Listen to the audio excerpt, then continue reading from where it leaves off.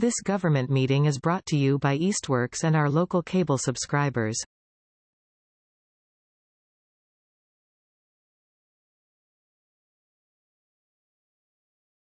So we've called the meeting to order at 1 o'clock for January 13th. Do we have any open time for the public? I assume people that are here are basically here for listening in on our agenda for today, except for one, of course. Cindy, yes, go ahead. Cindy Palmer, 71 Glendale Road. Just a question. Is this, are questions to the candidates only by the From select board? Okay, Select that's the board only. question. Thank Thank you.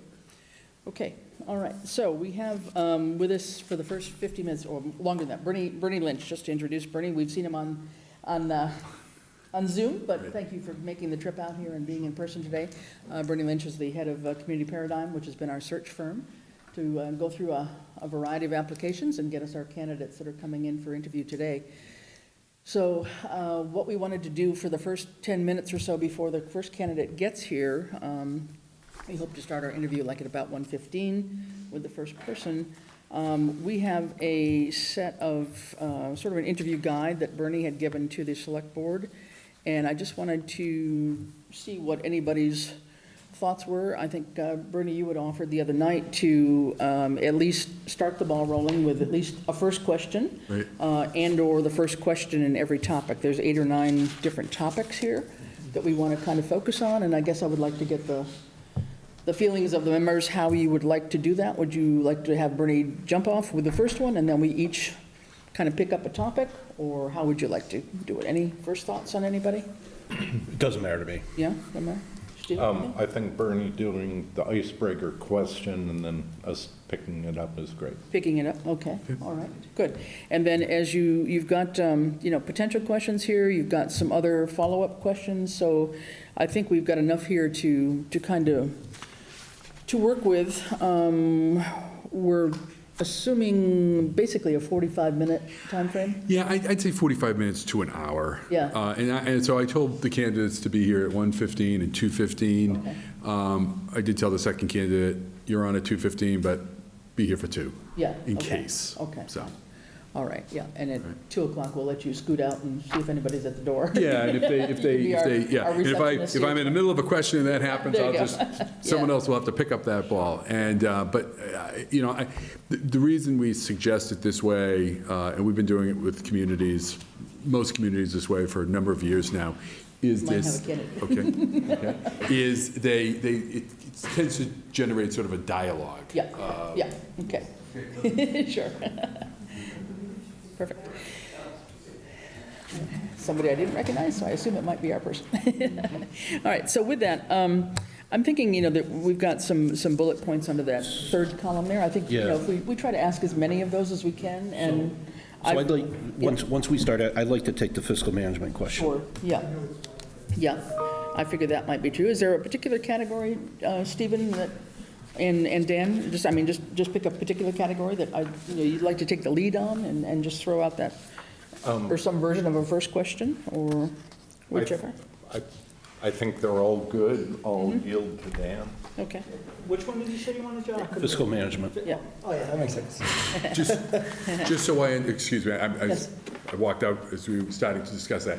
Are you going to take the first question, finish, or do you want me? No, just my first question will be on the fiscal management. Yeah. So you start, His category will be, yeah, so we'll go through the categories mean? as they are laid out here. Oh, what I guess I'm asking is, under fiscal management, do you want me to ask that first question, or do you want to ask the question? In the middle column, John? I'm fine either way, but it's, why don't you, let me ask the very first question. Just start it Then off. you each take one, and if I hear something within Yeah, I got each, you. Okay. I'll do follow-ups along with the other board members. Okay. That sounds To make good. sure that I so think for, you're getting so the for information. each topic, you're going to ask the first question. I as was we go going down the to, but lines. I'll have you do it if you want. Right, that's, That's Have you do it, each of us, or no? just tell me what to do. That's fine. If you wanted to do the financial one, I don't mind on that. Yeah. But I think if it's easier, just because I think there's a fair number of follow-up questions, and a couple of Yeah. us maybe wrote some additional questions. Right, Why don't you try and take the first question on each topic. each topic? And if we get into a flow here after 4 or 5 Perfect. topics, maybe that'll devolve into something else. Good, okay. So Dan or Stephen, any particular topic that you really want to focus in on in terms of your, I, Questions? obviously, planning and development. Planning and is an development, important sure. One for us. all right, yep. That doesn't mean that everybody can't ask questions about it, just that, you know, you want to take the bulk of any questions, probably. Yeah, I'll just start filling in project management. Sure, okay, that sounds good. All right. And I'll probably work on some combination of leadership management style and communication collaboration kind of stuff, I'm thinking right now, but we'll kind of go with the flow and see what we got here. So I think, you know, once we get the first question out and some answers out, we can then just go up and down the row here and just ask a question, and when we're done, we'll move on to the next topic. Okay, makes sense? Okay. Okay. So, we'll give it any questions on anybody, or any further things, Bernie, you want to say about, I mean, you gave us an overview the other night in terms of the challenge Yeah. of finding candidates, and It is- you've gone through a whole series with your team and done reference checks, and all that kind of stuff has already been done? Correct. We're familiar with these candidates. We've reached back out to some people to talk about these candidates. I think you'll find that they come with different styles, different experiences. You know, one may be stronger in one area than another, one may be more general background. So their experiences vary. And so it really comes down to who has the knowledge in the specific areas or the experience in the specific areas that most interests the board, and then who's the best fit. Oftentimes, both of these candidates know municipal government. They've worked in municipal government. They, you know, have worked in different forms of government, and so they come with that type of background as well. So, you know, again, I think it's going to be really a case of fit more than anything else, Okay. to make sure. But, you know, I will be asking the candidates questions related to their backgrounds for, you know, Just start obviously, that off. we want to know why they're interested in the position. Sure, yeah. But we also, you know, want to understand why they're leaving or have left their other positions in the past. What happened along the way that Yeah. made them, you know, it could be a case of job advancement. It could be just, you know, not a good fit. That certainly happens for all of us in our careers. We get somewhere and find it's not a good fit. Let's find out what Yeah. the story is with that. But we've done, you know, background checks on these individuals. We have people that can speak to their strengths, but we also acknowledge that it's everyone has areas that they need to improve upon. The other, but you know, to the point that you made regarding the market, it's a very, very challenging market right now out there, and I think we just have to acknowledge that and you know, try to get we had candidates that applied early on. We just kept on working this, but we had some apply. I think you recall from our meeting the other night, we really identified 8 different candidates, and we just kept on finding that you know, some went off to other jobs, some decided it wasn't going to be a good fit for them. We had other candidates that we certainly applied, but you know, they didn't have the experience and breadth of knowledge that that you need here in Southampton. Sure. So, Okay, good. Well, and just to reiterate, our hope is once we get through the questions and our 2 candidates, our intent is to deliberate after that and talk about, you know, what we've heard and what we think we understand about our candidates, and hopefully come to some consensus in terms of actually having a vote this afternoon. That would be our goal. So we're here at least until another half an hour beyond the end of whatever interview that is, and longer if we need to be. Absolutely. Just to make that clear. Okay. Good. What's the order in which we see? we did it alphabetically, so you'll be seeing Ryan. Ryan Mr. before. McNutt and then Mr. Zabak. Ryan first, yeah. Yeah. John, would you do me a favor and just turn on that mic over there? It's, the green light is on, but the little button needs to be on too. Are you ready to go with the interview, or do you want to wait until the 1:15? I don't know. I think we could go ahead personally. Does anybody think we need to wait? I think we could go ahead by the time. I'll walk slowly down the hall. Sure. Thank you.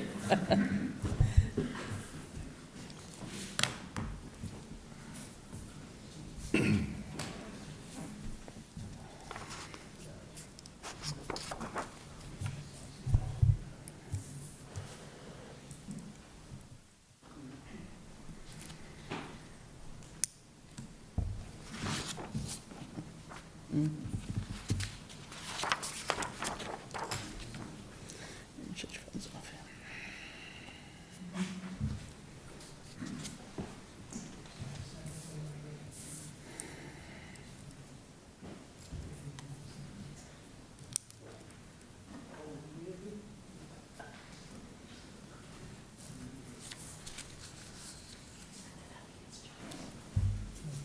Back to you. Thank you. We're good with that much at least. All right. Very good. Good. Let me introduce first candidate, Ryan McNutt. Kevin Ballard. Nice to meet you. Hi, Ryan. Chris Nice. How are you? Nice to meet you. Hello, Ryan. Stephen. Nice to meet you. Nice to meet you. Nice to meet you. Good. Have a seat there. Yeah. Perfect. Ryan, I'll let the board members all officially introduce themselves, but just to give you sort of a sense, this is intended to be a dialogue. I'm going to be throwing out some startup questions for a number of topics, but the board members are going to be digging into each one of those topics as we go through it. Just so that's, we want it to be less of a, sort of scripted, stilted question and answer, to be more of a discussion to get to know you from a style standpoint as well as an experience and knowledge standpoint. So, Madam Chair, I'll let you. Sure. Good.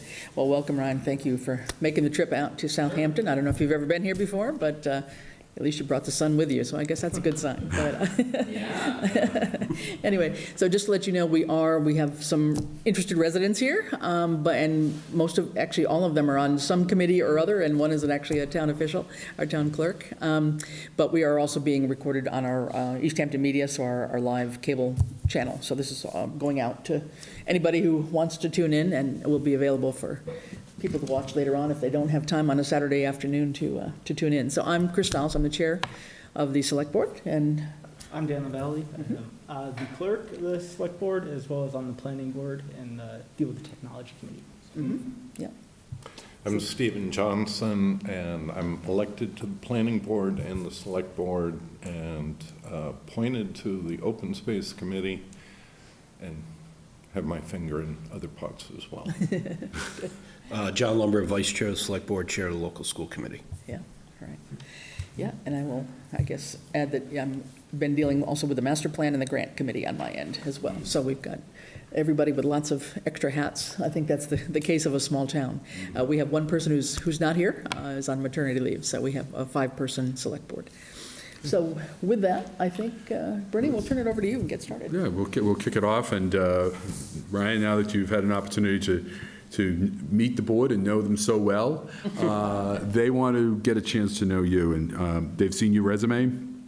They've been provided the information about your background that we have, but we'd like to hear from you in a couple of minutes, how you got to this, maybe why you decided to enter into municipal government, but then the positions that you've held in municipal government, if you could talk a little bit about how you've progressed, why you're interested in Southampton, and maybe as you go through it, maybe explain sort of, as you went through your career, the thought process or what happened along the way that made you move from this position to position.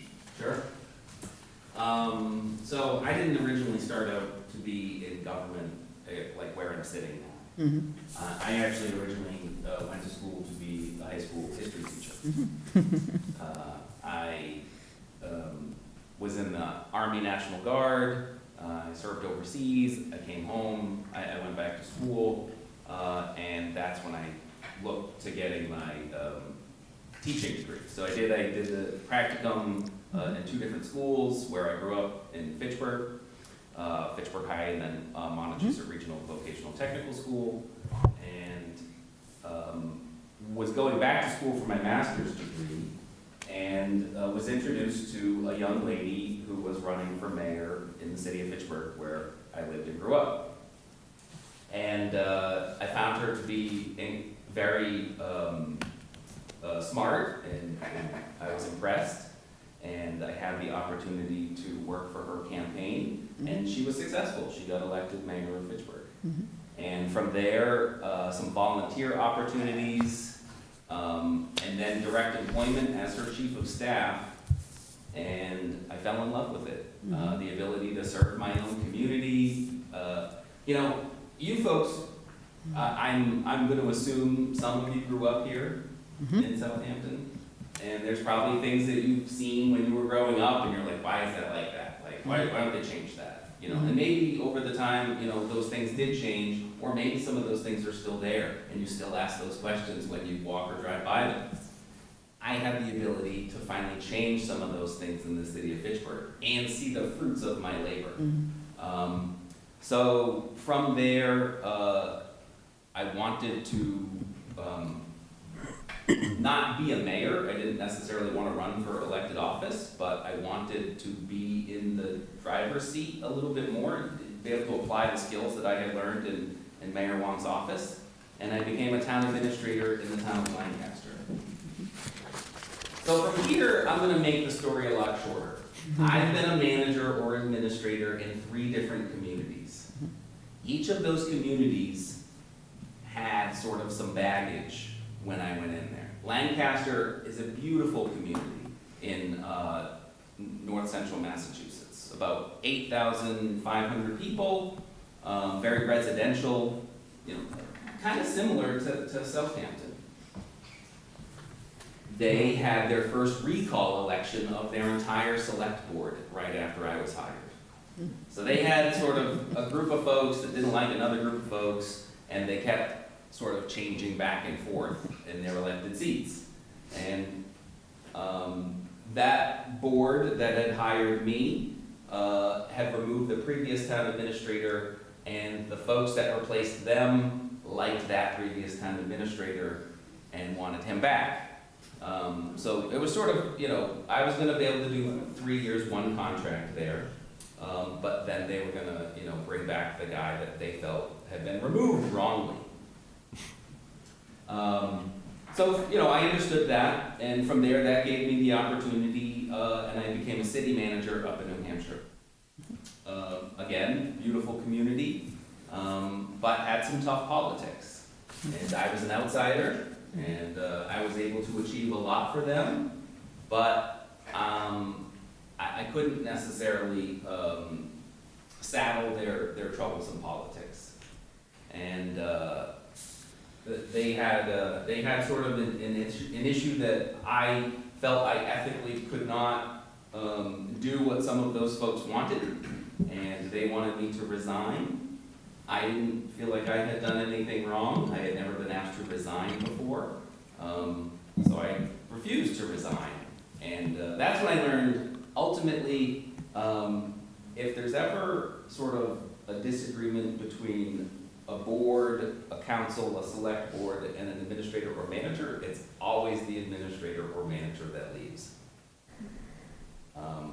So in retrospect, you know, I probably should have resigned. And then from there, you know, I wanted to move back to Massachusetts. I grew up in Massachusetts. It's my home. And I became the town manager in Palmer, Massachusetts. And I've been there up until November of this year. And I've done a lot of great things for that community. That was a community that was looking for some economic development. I brought a number of businesses into that community. You know, some things started to happen. Not the community, but the elected officials. They had done some things that I'm not really able to talk about today, but I was never accused of doing anything wrong, and they had to pay me a bunch of money. So, as much as I can't really go into it, It wasn't on my end. And so that brings me here today. I would like to continue doing what I do. I would argue, maybe Bernie knows differently, but I'm probably the most experienced manager here in Western Mass that is a free agent at the moment. I really can't think of anything that I haven't experienced in a city or town as a department head or as the manager or administrator. So I think I can hit the ground running here with what you folks have going on. Okay, very good. Anybody want to follow up with a question? Yeah, Dan. I know you I should- have one, what you said, I mean, I would start, first. Move your mic, Oh, please, sorry. I apologize. I always do the mic thing. Just put forget. it that way, yeah. There we go.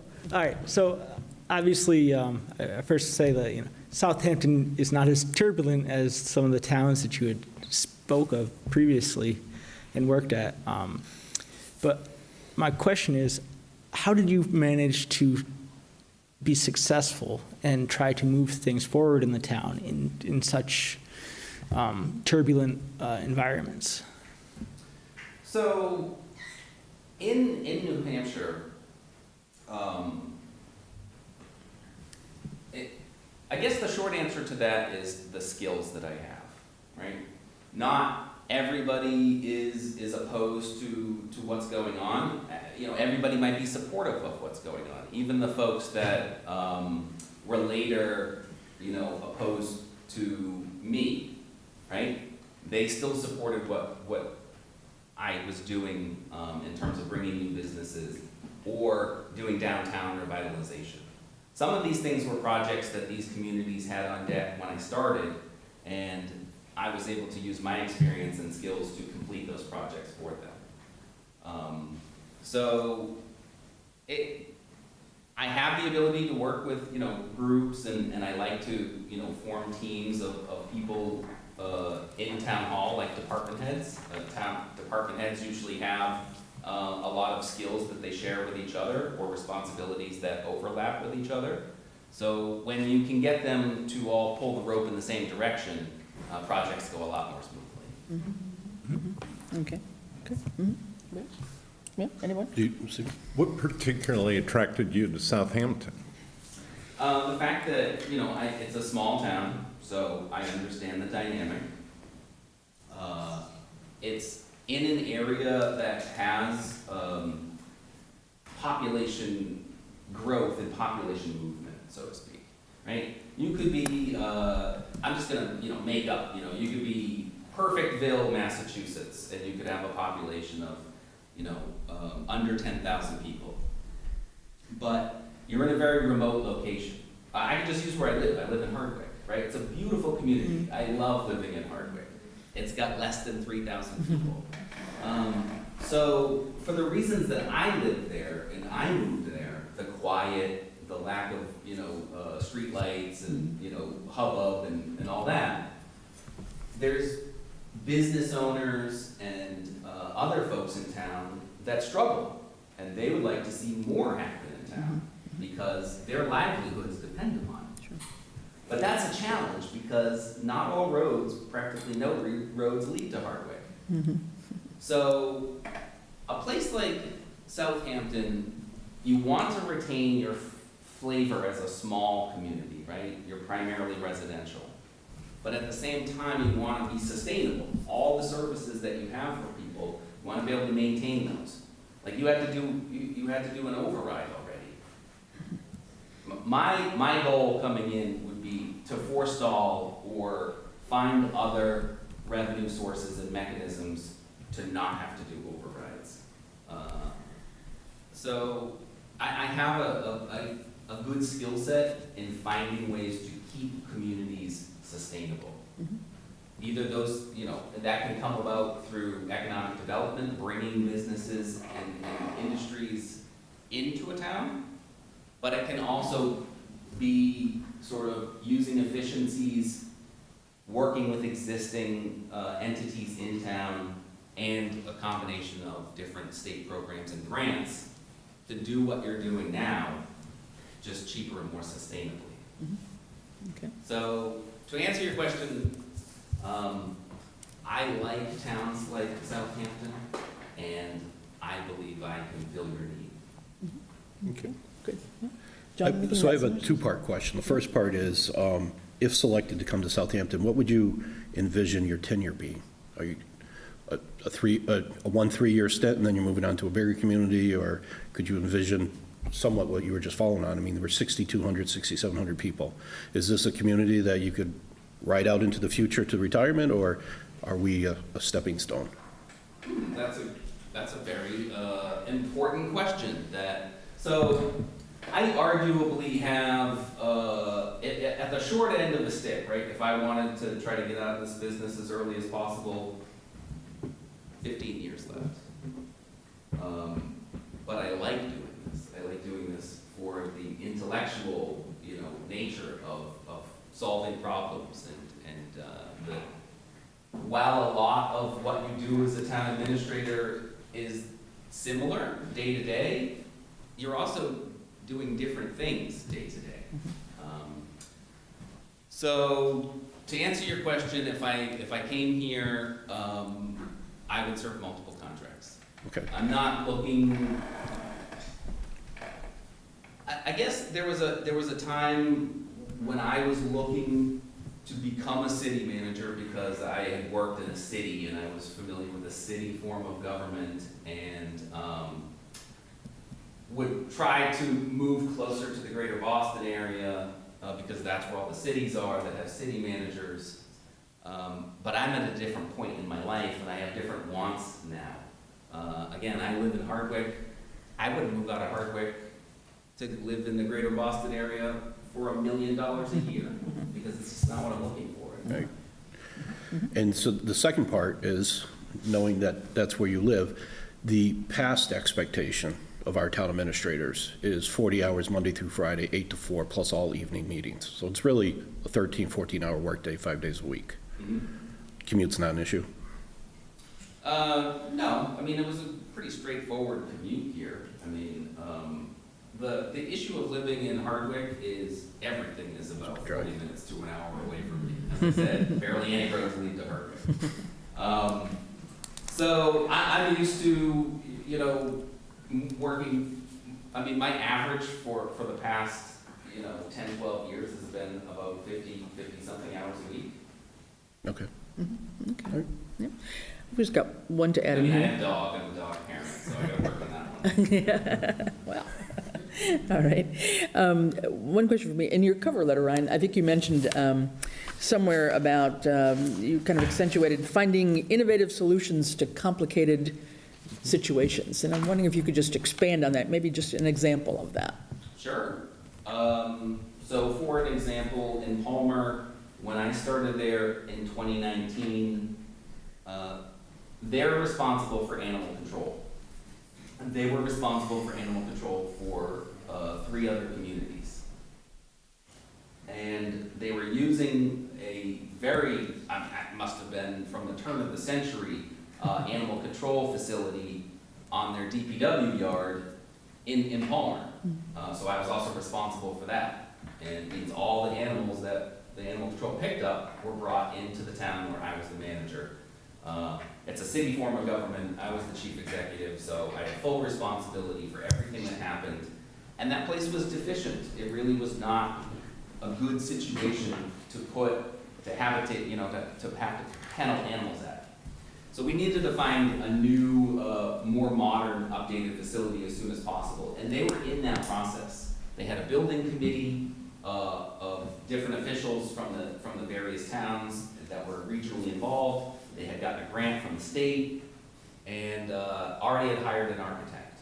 So I just sort of joined the building, committee meetings, similar to if I was hired here. You already have some building committee committees going on that the town administrator is a component of.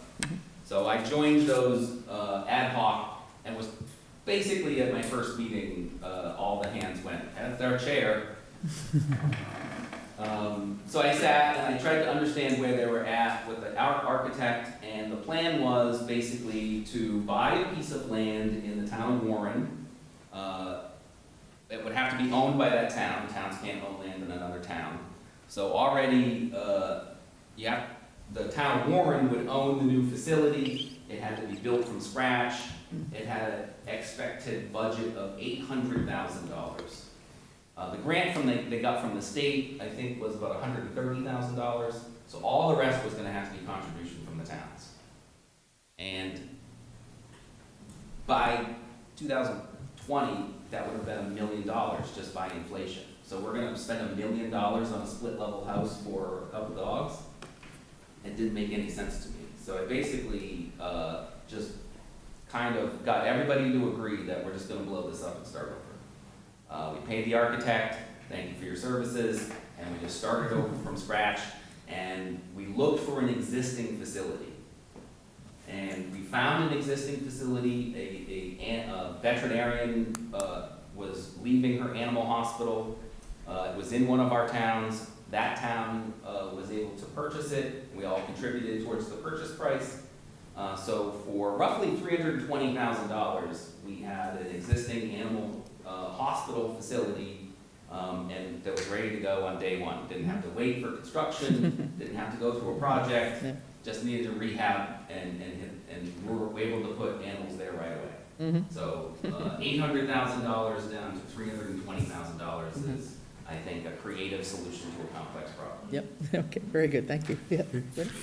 We kind of worked our way into your style of management. You talked about working with the department heads and getting them to work as a team. I guess the question would be, so maybe just explain your style, and along those lines, what actions would you take walking in the door of Southampton as town administrator to sort of display what type of leader you would be and what type of manager you would be within the town, noting that Southampton has a very decentralized, unlike Palmer, has a very decentralized form of government. Yeah, no, I appreciate that. And I've worked in a decentralized, Lancaster was incredibly decentralized. The DPW director answered to his own Bureau of Public Works. He didn't even answer to the select board. Or the select board and the Bureau of Public Works sometimes, butted heads. So I've worked in communities where there's independently elected department heads that answer to independently elected boards that sometimes don't foresee themselves as under the select board. You have to be a liaison and an ambassador because you don't have that direct authority. You have to, empower folks and get them to feel comfortable. So for example, Palmer's Town Hall is very small, much smaller than this town hall. And it's basically just one hallway. It's not even multiple levels, it's one floor. And the town manager's office is at one end, it's the first door to one of the entrances, right?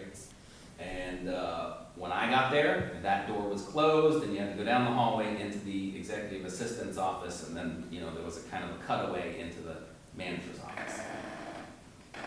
That door was open for all 4.5 years that I was there. Anybody could just walk in off the street, and if I was there, sometimes folks were polite, and if I was in a meeting, they'd knock and, sort of be like, try to get my attention. Sometimes people just walked in. So I always like to be approachable. That's how you learn things from people, get folks comfortable to want to come and tell you things. And then the other part is leading teams of people. Again, every time you want to do something here, very few instances, unless you want somebody arrested, right? Only the police can do that. But everything else requires multiple department heads to work together, right? If there's a challenging building situation, that's going to be the building inspector, the fire chief, board of health, probably the treasurer and the assessor as well. And planning board, in some cases conservation, really all hands might have to come to the table. So, getting folks to understand that they're all important. They all play a role in everything, and empowering them and getting them to see the full picture and how they contribute. That's how I like to sort of manage folks. Okay, good. Anyone? Follow-up question, anybody? Yeah, so Dan? what type of cadence do you like to set? Cadence. for, say, the day or the week? Do you have a particular pattern that you like to try to follow? I mean, the job itself, you have to sort of try to keep yourself flexible. There's been many days that I've come to, driving to work with a plan, right? I want to do this, I want to do this, I want to do this, and you get there and something else has happened, and you're dealing with that, the thing that happened. So I'm always flexible for if something happens, right? And be able to pivot and deal with that. But other than that, I mean, I set up as many routines as possible in terms of meeting with people. Really, that's sort of the cadence, is like getting on a schedule of meeting with different folks, different boards, different individuals, right? Different folks interact with this town on their own schedules, right? That's what I found in small towns. I mean, boards are going to meet, at sort of publicized times. That's Massachusetts general law. But for example, Mr. Johnson, there might be something on the planning board or something, and I'm just making stuff up, but you can be retired and coming in at 10 o'clock is the best time for you. So understanding, when other folks have their best availability and trying to be flexible towards that. Mm-hmm. Okay, good. Liz, thoughts? I've got one if nobody else has. What would you say would be, from your point of view, what are maybe the top 5 qualities you bring to the job? The top 5 qualities are, number 1, integrity. I just absolutely believe in good governance. The second thing is transparency. The third thing would be definitely experience.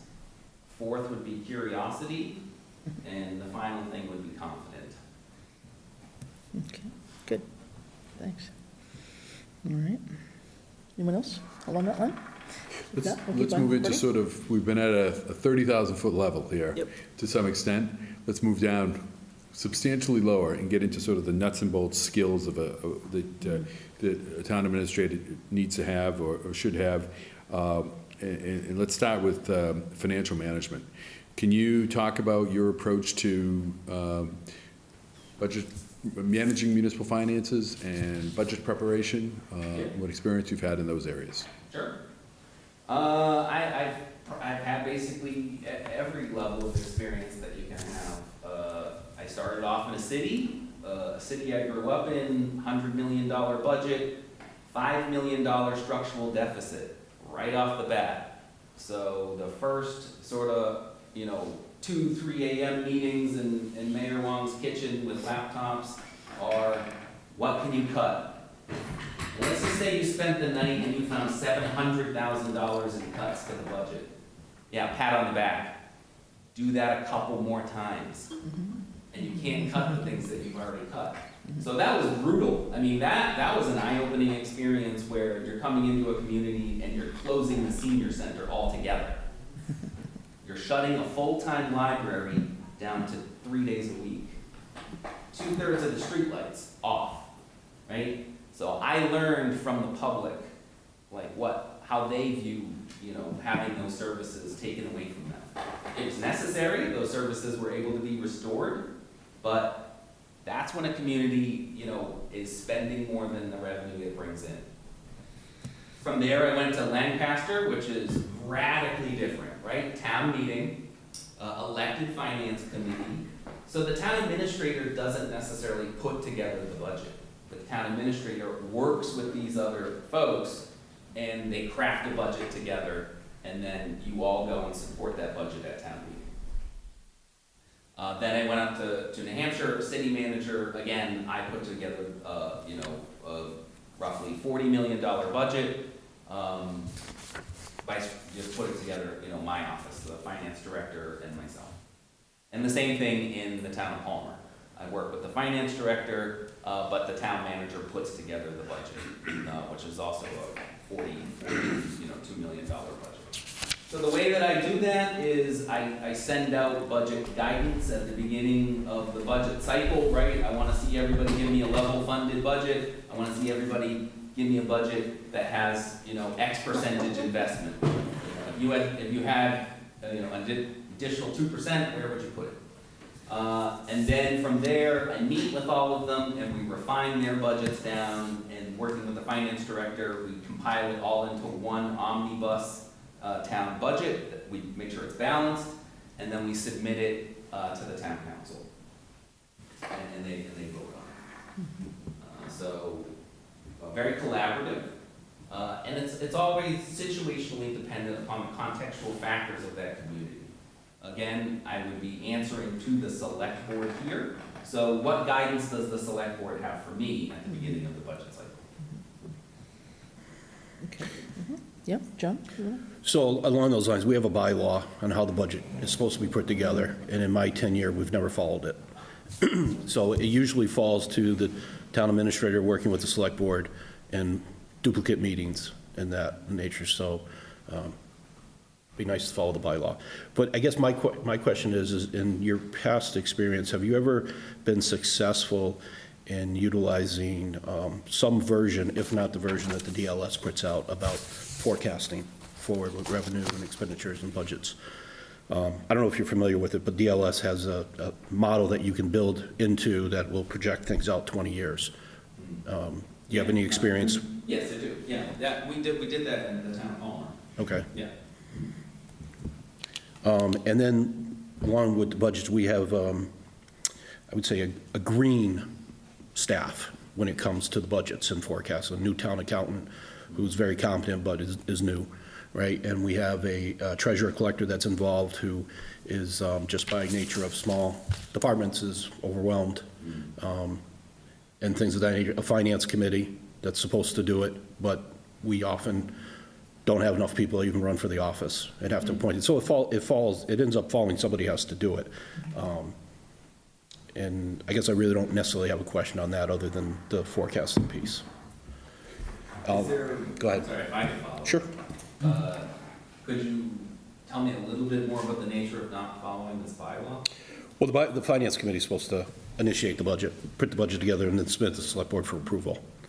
But because there's no quorum on finance, and the deadlines that you have to follow, our 7 through 12 program is educational, is regional. So often we're at the last minute, the regional budget comes down. This next year's budget is forecasted to be double digits, and by double digits, I mean north of 20% increase coming from the regional. So then we got to fit in the local schools. Yeah. And your earlier statement where I'd be intrigued, how do we do that without an override?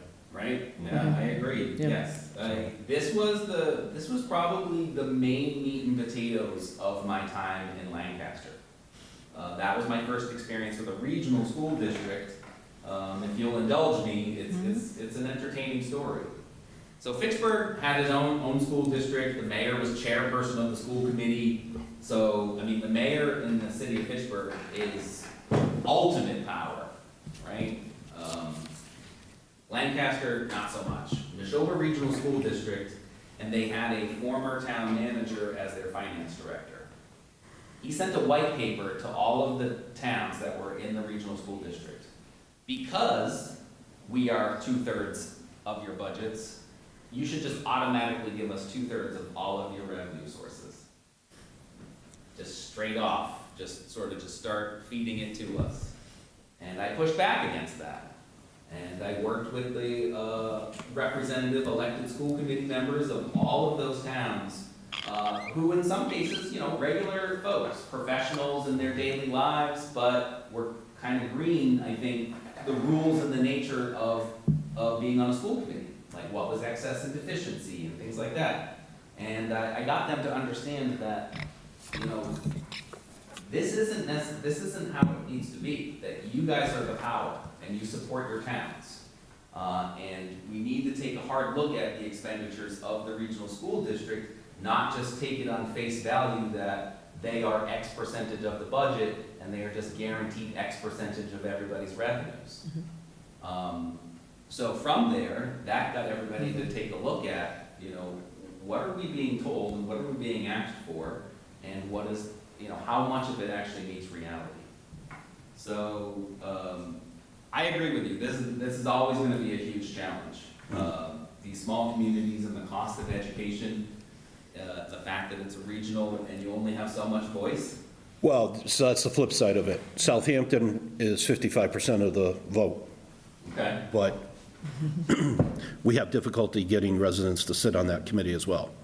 So if you don't fill your seats, you don't necessarily get the full authority of your 55% weighted vote. So, Yeah, so some of the issues, which are not atypical, right? I would not say this is, indicative of Southampton, but getting folks to serve on boards and committees. Right. And that's gonna impact the challenge of the select board's goals and the ability of the town administrator and other folks to do their jobs. Do you have any ideas to fix that? I don't have any ideas sort of that I can express. It would be sort of, I would identify opportunities when I was here, similar that I did in Lancaster, where I'm like, this is a crucial board, and if we don't find somebody, or find somebody, living and breathing, that can read, write, and put sentences together to serve on this, then we're gonna face an extreme impact. I don't necessarily know how to describe how I was able to attract some of these folks in Lancaster, but there were multiple boards where I was able to find folks, crucial people to serve on those boards. And in some cases, it was just making them a promise that I just need you to do a specific thing to serve for a specific amount of time. If you resign after that, no harm, no foul. Yeah, go Flip ahead. side of that is, how do you attract and retain employees? And I think we, maybe not uniquely, have a particular challenge with a number of persistent vacancies. Despite effort, we've not been able to fill key positions in public safety, assessor's office, critical to providing the gas to the engine, land resources, Conservation Commission, Planning Board doesn't have professional help except in most contract and limited way. How do you deal with many needs and short funding and jobs that go unfilled? So, I would say that this is starting to become a feature that we're all gonna have to accept, is that there's been, especially in a police department, it's just the nature of the way that folks are looking at jobs now. Before, when I was growing up in Fitchburg, two of my friends wanted to be firefighters. Their fathers were captains in the fire department, and they still were not sure that they were going to be able to get on there, right? Oh, the list and the seniority and the points and the whatever, right? I didn't want to be a firefighter, but they did. Now, if it was the same dynamic, 10, 15 years later, they would just call up and be like, yeah, I want to be a firefighter. And if they didn't show up, the fire chief would call them back and be like, don't you want to be a firefighter? So it's changed that, sort of the nature of, these legacy sort of positions, especially in public safety, are becoming much more situational, revolving folks. Seeing a lot of communities, they'll call themselves, oh, we're just a training community. We train them and then they leave. I could take a look at, the situation in the public safety and see if there's anything that can be done to sort of make staying longer more attractive. But I think there's some positions, even conservation agents. I had pretty good conservation agents, but I had about 4 or 5 of them over my time at Palmer. That's about 1 a year. I think just some of it's going to be the nature that these positions are going to be shorter duration from time to time. Yeah, and I think one of the things, just following up on the budget and tied into personnel too, is that, we have put out the budget call, so we're expecting budgets in from the departments by the end of January. So you'd be walking right into that. So that's going to be a combination of, some percentage of increase. There's contractual things that are going to be obligatory, and then there's going to be the wish lists and so forth. And I think sometimes in the past, we've gotten ourselves into a point of saying, okay, we can do this and this and this, but then we don't spend enough time looking at the revenue side. And so, hearing you talk a little bit about revenue is a bit comforting, because I'd like us to start with, here's our revenue, and then how do we get there in terms of what we want to do? Because, we've had to supplement a lot of the projects that we want to do via grants, and that's not overly sustainable either, and ARPA money. So I'm just filling that in. It's not a question, it's just a piece of information, but. And I did see that you did 15% in premium pay for ARPA. I was opposed to doing that in the town of Palmer. I didn't feel like it was necessary. We did a lot of other things that I felt supported our employees very strongly. But when I saw that here, it made perfect sense to me, right? So again, it comes down to situational, contextual factors. But yeah, I mean, that's another big thing that I really take to heart. I hope communities are taking it to heart. Is we're never going to see ARPA money ever again, right? What the country put out near $5 trillion, and some would argue that we can't afford it as a country, but we did it, and we're never going to see that again, right? In our careers, right? As a town administrator, I'm never going to have the federal government shovel. What did you guys get? $1.8 million. Yes, we did. Yeah.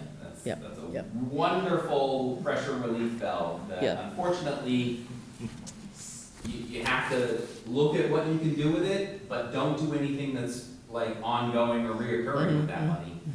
We have a couple. We have a couple that we'll have to be talking about eventually. Yes, that we have. But no, you're right. Revenue sustainability is probably, I think, 99% of this position. Yeah. So one of the things is just, to Chris's point, she kind of alluded to a little before, you took care of the things that you had to do, and then the things that you might want to address, you didn't necessarily address. And one of those issues over time eroded where you had, we have some unionized groups in town, so there's a contract, it's spelled out, you got to give it to them. The offside is you have the non-union folks, well, we paid these, we can't afford to pay you guys. So they didn't get raises or increases. And then we have, of all our elected folks, you got 2 elected officials in town, they're the only 2 that get paid. Well, they got frozen in time, and you tried to make adjustments. So when the premium pay came up, that was kind of a way to do it simultaneously to doing the Collins report, which we will get at some point, the report to come out, and then hopefully that'll give us the data to go to the citizens and say, we need to do a one-time adjustment to the wages, because gone are the days, I think, of people going into municipal work knowing that I'm only going to get 70% of what I get in the private sector, but I've got that golden parachute at the end, right? This younger generation, younger than me, they don't care. They don't care about retirement. They're not looking there. They want the $100,000 job today where, hey, I don't want to go to work tomorrow. I'm just going to stay home. There's nothing you can do about it. And I think that's a lot of our issues until we can confirm, which I don't think we're going to confirm, that we're paying the right salaries. But when we have the data point and we can adjust the salaries, we can start filling in some of these posts, which then gets me to, let's just assume we get the wages normalized, and that happens. How would you then go, and I'm jumping ahead here, how would you then go about building morale in a team environment from municipal employees? And you're saying that the pay issue is no longer... We've settled that, right? So in theory, we should be able to attract more people. I mean, with the police department, you have the problem with the post, right, changing and all that stuff. But other than that, forget about the pay.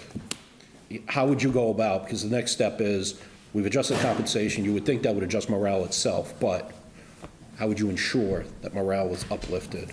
Well, first I would have to sit down and understand from folks, is there a lack of, what is depressing morale, right? What is contributing to deficient morale, right? And where? Maybe some folks are perfectly happy, right? I love my job, I'm just showing up every day, but I don't show up with exclamation points above my head. So listening to folks and trying to understand individually or in different, groups of folks, what is it that you're looking for? And then secondly, I think the biggest thing outside of people's pay, for me, right, outside of my compensation, it's doing something that I feel is challenging, that, sparks my curiosity and is using my intellectual and professional skills, and folks are listening to me and they're, working with me when we come to, plans of action. My voice has meaning in the group, right?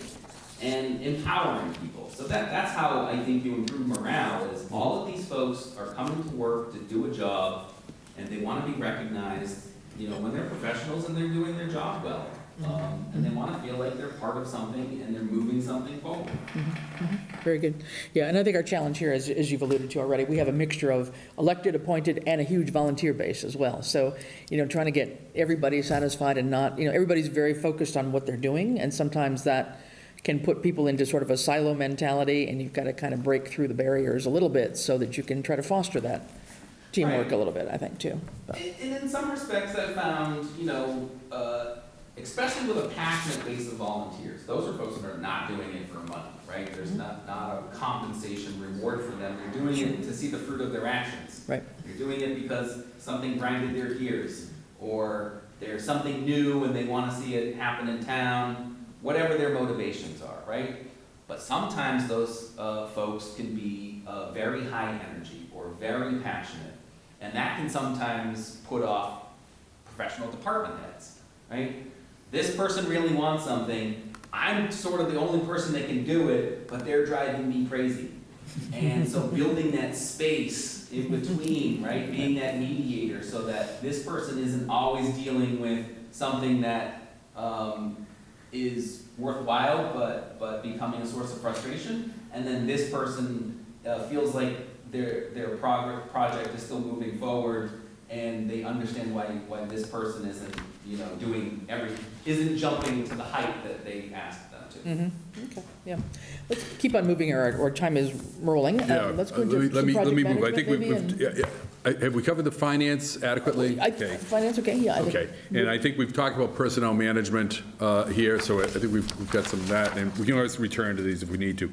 You've actually given us a good example of your project management skills with the animal facility, but I'd be curious, here in town, they have a number of major projects, some of which I'm sure you read about, the senior center, the public safety complex, a rail trail project, on and on and on and on.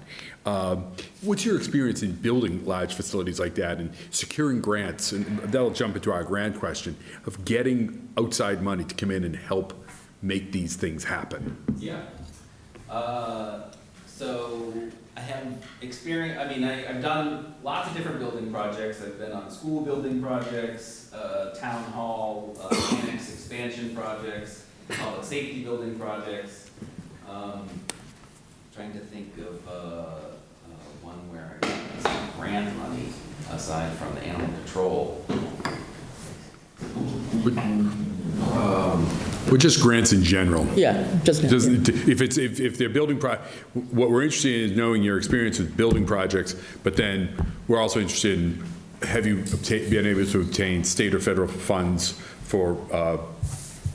Yeah, I've had experience getting U.S. Department of Rural Development grants, which I think would, Southampton be heavily favored towards, because those are usually population size, and U.S. RDA has a lack of applicants sometimes.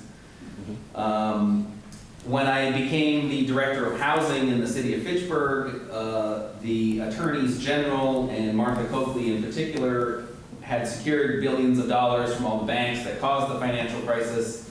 Attorney General Coakley put that money out on the street. I applied for it and got $250,000 on my first round of applications. So that was some pretty unrestricted money to be able to support doing some homeowner construction projects in the city of Fitchburg. I've administered community development block grants, so CDBG money, Community Preservation Act money. I wouldn't call it a grant, and it certainly, I really view my role right before I left Palmer. The library was the beneficiary of an estate to the tune, well, it was over $3 million when I left. It's going to probably end up being closer to $4+ million. But it wasn't as straightforward, right? So somebody died and they wanted to leave all their money to the library, but there was a number of problems with their will and probating the will. So I had to serve as the executor, and it took about 1.5 years, and I had to work through a number of challenges. Recalcitrant relatives, a number of different ways that this might not have come to fruition, but I was able to do it successfully, and now the library has more money than they know what to do with. Okay. Stephen, you want to follow up on any other planning, project manager questions? Well, I feel like we've set the table about structural deficits and our challenges on a year-in, year-out basis. We've touch base on the major capital projects. But we've actually also done a good job at least envisioning the future with up-to-date master plans, affordable housing plans, the creation of a housing trust in formation, open space protection and acquisition, specifically looked at agricultural protection. Probably haven't looked at parks hard enough, and we surely haven't looked at housing enough. I mean, I don't mean to cast aspersions. There's just a huge challenge in front of us. So this is almost off in wish we could. How do we make that envisioned future real? Well, I have to take a closer look at what that envisioned future is. Right? I mean, I have to better understand that. Where do we fit in the region in terms of vision and opportunity? Do you have a sense of us versus our neighbors? I don't have a sense of you versus the neighbors. I have my own conception of where you fit in regionally. But I would better like to understand from you and others in town, because my perceptions are not always everybody else's perceptions. While I live in quiet little Hardwick now, I still come from a very development-oriented mindset. It's been a big part of my career is economic development.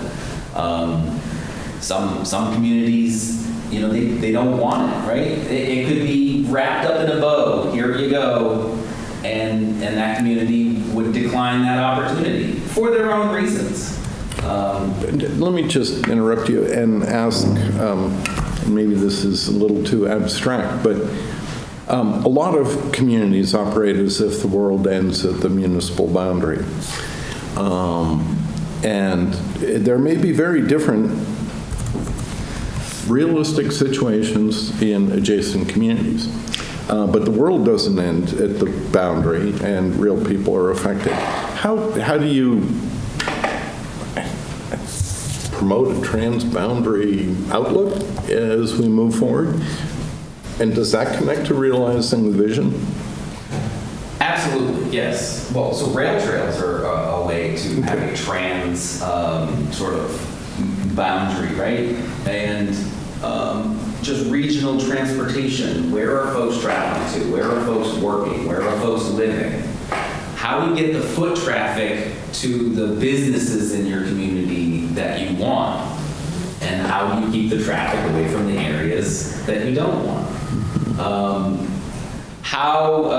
This area, I see this as an area where you're going to start to see more of an influx of folks out of the cities, the Chicopes and the Holyoke's and Springfields, up more towards this way, as they become economically successful and they want to have single-family home ownership and a quieter pace of life outside of the urban environment, right? But at the same time, every new residential start is a net tax loss.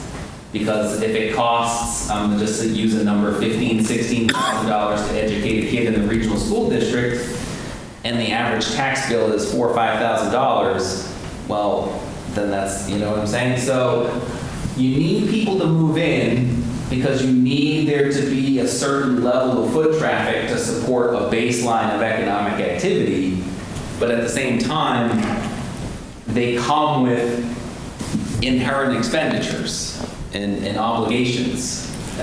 So it's it's a real double-edged sword of how you mitigate that.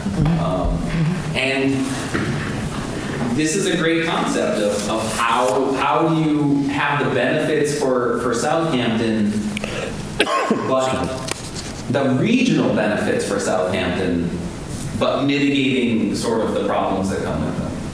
Yeah, I don't have all the answers right here now. Have you, along those lines though, I think that's a great, and unfortunately, there has been some work sort of done out there of concepts I've worked on theoretically, not necessarily in practice, of how regions can share resources. You know, if a commercial development happens in this location, you know, maybe there's a neighboring location doesn't have, that's oftentimes there's cities that don't necessarily have the they don't necessarily have adequate resources, so maybe there's something should be brought over. Sharing all of that, again, that's more theoretical and just people think about those things, or trying to think about those things. I guess my more realistic question is, what's been your participation in regional efforts, regional planning, regional economic development? When I was a manager, we had a whole corridor group that we created in the Route 3 area up in the northern part of the state, of bringing communities together to share ideas, resources, economic development successes, housing opportunities, et cetera. Have you participated in anything like that in any of your communities? That okay. A great example is, well, I was on the regional animal control. So regional government things, I've been on the board of a regional emergency dispatch. So regionalizing some of the government services, right? Because then you're spreading the costs out, right? Instead of 100% of the cost, you have 25% of the cost, or 50% of the cost, whatever. But more towards what I think Mr. Johnson is getting at, in Lancaster, so picture Lancaster as a set of barbells, right? So you got one end, and then in the middle is just a connecting route. So you had everybody lives in southern Lancaster, and a little bit of people lived in North Lancaster. And North Lancaster had all this opportunity. There was about 600 acres that abutted Route 2, could have been commercial with some residential, would have been a great expansion to the town and able to offset some of the impacts because it was in the northern part. But it lacked water resources. And it literally couldn't even put in a Dunkin' Donuts because that uses 15,000 gallons of water a day. So I worked with the neighboring community's water district, Lunenburg's water district, and I negotiated a water purchasing agreement where Lancaster could buy 250,000 gallons a day of water, which would have started to service the needs of that initial development. So again, you know, finding the resources in another community, that community needed a revenue source to keep their water district sustainable. They had a very well-managed water district. You know, so they had all the approvals from DEP would have just been lined up for increasing water withdrawal limits and things like that. And then we could do the development in North Lancaster. Very good. Did that come to pass? The water agreement did come to pass. I was no longer the town administrator, and I believe they did some of the developments, but they didn't do all of the developments, or some of the nature of the developments changed because, you know, the people changed or something. But, yeah. Okay. Dan, anything on planning at all? Any other questions? Yeah, I mean, here's a different question for you. What are your thoughts on how zoning plays into the ability for a town to grow? And do you have any guidelines you like to try to apply in those areas? I don't really have any guidelines. I will say this, that in my experience, especially communities with town meeting, anytime you put a zoning on a town meeting, it's going to be a long town meeting, or it's going to carry over. Zoning usually gets a lot of eyeballs from the community, right? That's where somebody's neighborhood's going to change and be different from when they woke up that morning. I would have to really take a close, detailed, hard look at the zoning here and what you want to achieve. For example, in Lancaster, that exact program that I was talking about, where, you know, we could have had all this residential and commercial development, they had a zoning bylaw that no new housing starts could happen on anything under 2 acres. That's a huge restriction. So they would have had to change their zoning density requirements to allow that much more housing up in North Lancaster.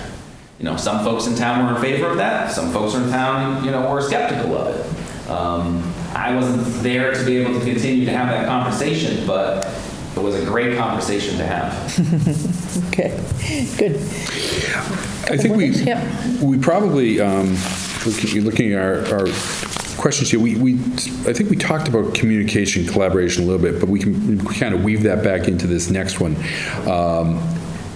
Related to, you said at the outset, transparency was one of your 5 characteristics or qualities, I think. So I guess I want to understand, one, how you would become engaged with the community, how you would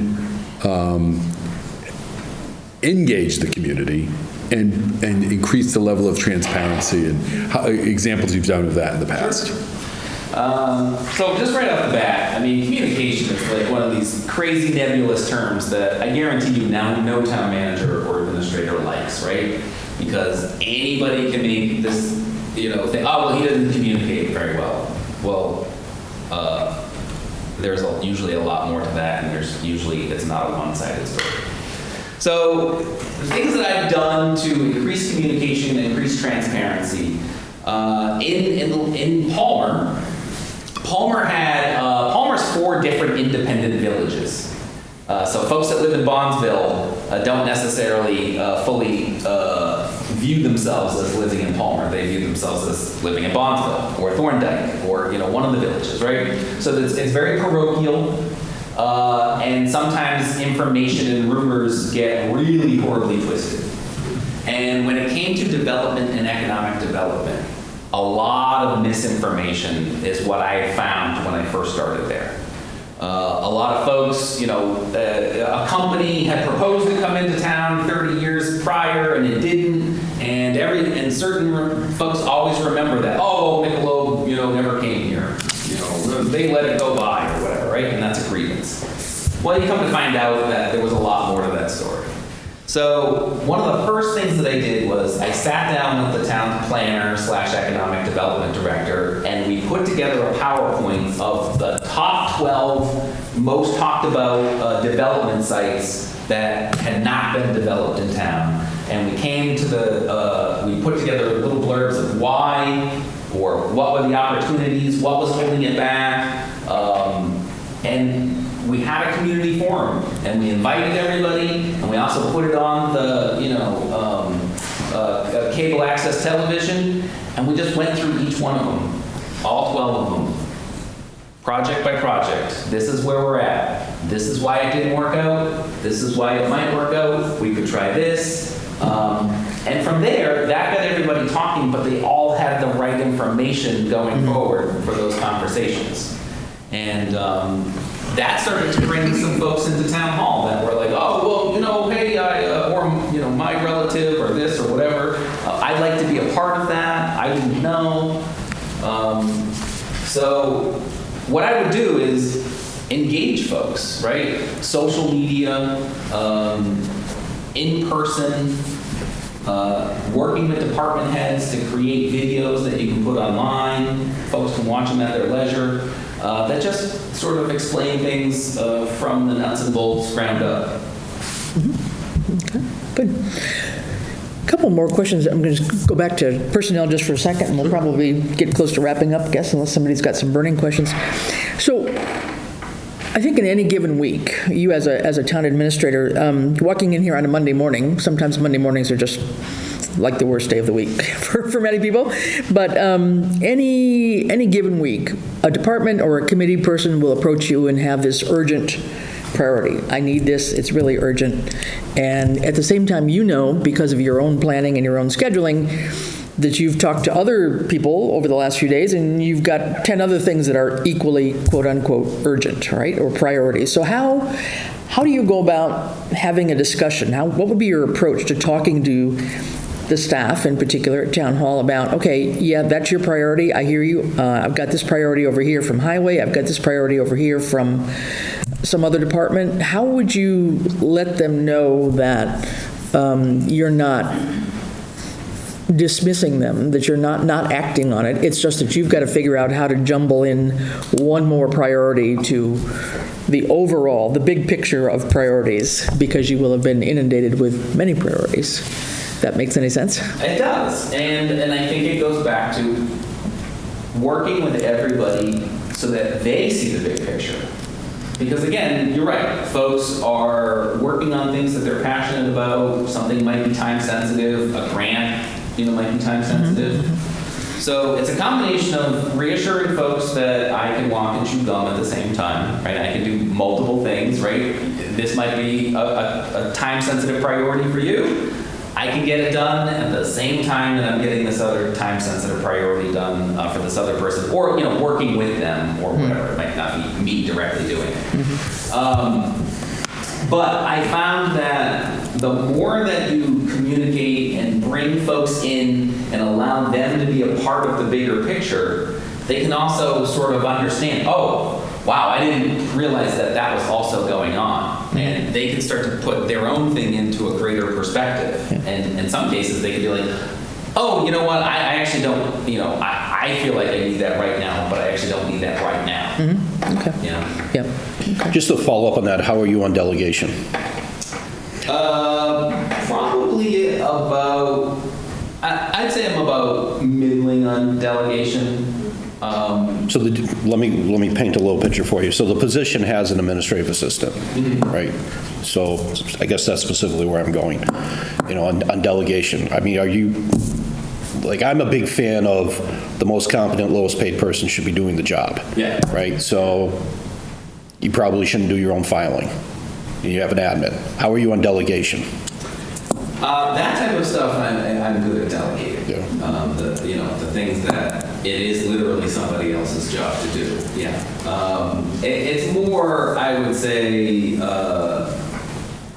if there is an overriding, the main things that are the most important things of the community, like the building committee projects and things like that. I mean, that's where, I'm going to delegate to the people that have the statutory authority, right? A strong fire chief, a strong police chief, something like that. But I'm going to work as closely with them as much as they need it, right? Because maybe they are lack of confidence in a part of the process, and it's something that I have experience with. So, I mean, I'm happy to delegate things to folks that have the capacity to do them. But I'm also happy to make sure that the things get done if I don't find that capacity there, because they still have to get done. And it's going to be you folks that are going to look to me. Yep. Okay. Couple more, if we can just wrap up. So, suppose you're in a situation where your friends, your employees, whomever, are out talking and just chit-chatting about the new town administrator. They've gotten to know him a little bit. What kind of things do you think they'd be saying in terms of your characteristics? What would be those 3 or 4 or 5 things that they might pick up early on in your town administratorship? Well, I was fortunate enough to have somebody read me the references that employees gave. I was a finalist in the town of Michigan this past October. And so I got to hear all the references that employees gave. And so the number one thing that seemed to be across was that I stand up for my employees, and sometimes to my own detriment. Right? I've definitely gone before select boards or councils and defended employees that didn't do anything wrong, and took that heat. Driven, right? I'm a very driven person. I show up every day with my professional game face on to do the job, and I try to really motivate others, to be productive and do their jobs. I think they would also it would be a combination of approachable and humorous. I have a habit, I like to be humorous, right? I try to find and interject as much wholesome humor during the day and in meetings as possible, right? But I also am known, so I wanted to be a history teacher. So I'm known for giving, like, if I find myself with like 5 minutes in between like things that I gotta do and I don't have I will start to go off on some type of thing that is in current news or something that I recently read. And I actually have gotten good reception for that though. I think if I was in a high school environment, the students would probably be rolling their eyes, but I find adults find this stuff much more interesting. All right. And so I think probably the last question I have, you've obviously come from a different environment as a town manager, and that relationship with your city council is quite different, although you had the experience as a town administrator in Lancaster. What do you sort of see as what would be a successful relationship between the town administrator and the select board? Yeah, I've given a lot of thought to that because, again, I've dealt with some challenging boards and boards that I've worked very hard to try to meet them at the level that they're at as a board and as individuals. And in some cases, I've been disappointed. So I put a lot of effort into this in terms of communication to the 5 of you and then to you as 5 individual people. A success for me would be that we clearly understand the goals for the town, right? We have a clear understanding of what we're trying to achieve, that you understand my role as your agent. But that's going to be a continual conversation because things will change, situations will change, things will become stressful at times. But to maintain that dialogue where, I understand that as a manager, I'm the chief executive, and as an administrator, I'm an agent of the select board. Okay, very good. Anything else? So my only question is, what question did we not ask you that you wanted to answer? Right. What question have you not asked me that I would want to answer? I don't know. I actually think this has gone very well. I think that I've expressed myself in all the different ways that I've wanted to express myself. Okay, right. Fair enough. Very good. Well, we thank you very much for coming and spending the time with us. I think we also learned a lot, so thank you for being here on a Saturday afternoon. Yeah, good. Yes. All right. Saturday. Well, we'll let you go and enjoy the rest of the afternoon. Yeah, I know. It was foggy coming in here. Yeah. It looked pretty dark, but... Yeah, no, change that. Perfect. Great. Yeah. Thank you, Ryan. Appreciate it very much. All right, take care. Thank you, Ryan. Thank you. Thank you. Nice to meet Thank you. you. You. Thank you.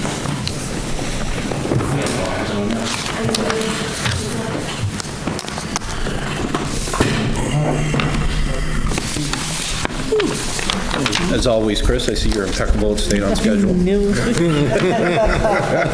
So when we had this is actually a lot of questions here. We didn't touch, No, but I think we probably a third of them, I think. But I think we covered the Dug in where we needed to. Yeah, I think so. Yeah. It's really hard to kind of go through everything, but you can get the general. Bernie could help us out more in moving forward. Okay, well, we can keep us moving. I can mention that. He redirected my question in a very helpful way Okay. because I gave him a long length of rope and he didn't figure out where to grab it.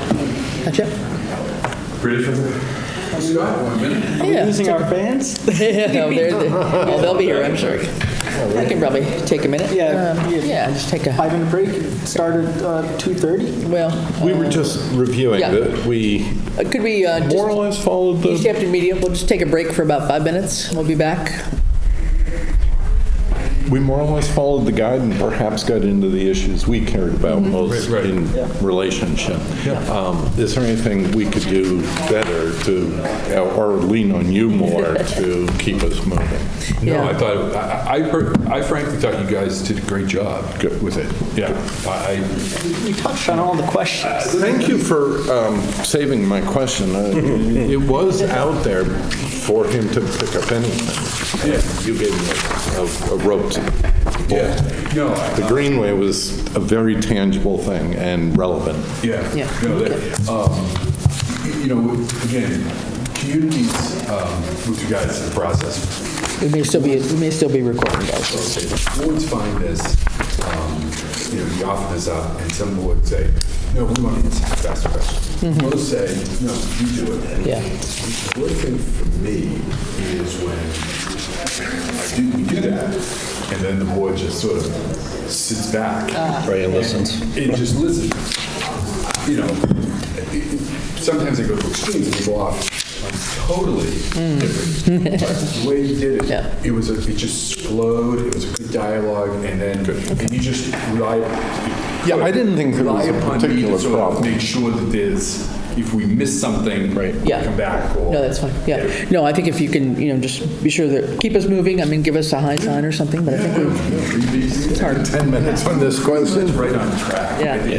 Yeah, I know. Realize it's Sometimes it can take a little bit longer Yeah. than you think, although, again, I have the opposite. Sometimes it goes short. Sometimes, Yeah. some communities want to say, well, we're going to spend 2 hours with these people. Right, yeah. Yeah. All right, well, why don't we get our next candidate in here? There's another, yeah.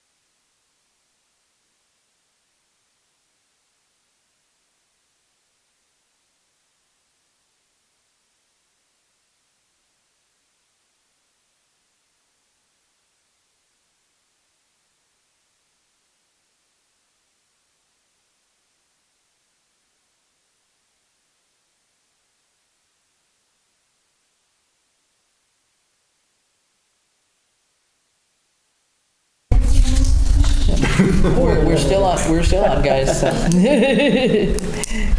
Yeah.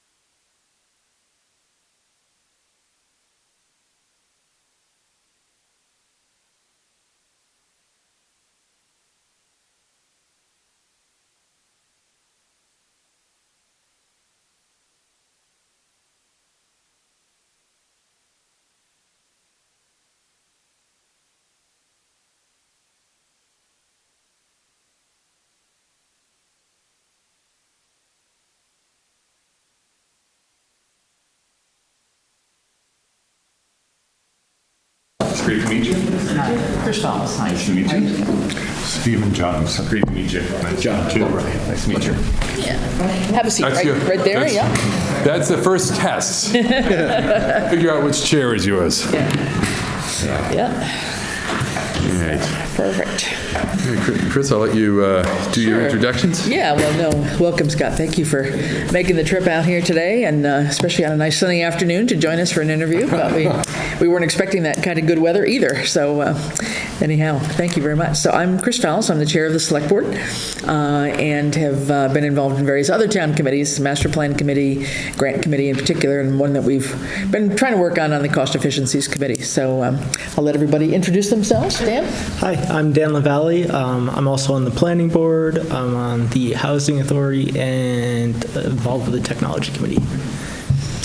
I'm Stephen Johnson, elected to the Planning Board and the Select Board, appointed to the Open Space Committee and the Conservation Commission, now that I remember.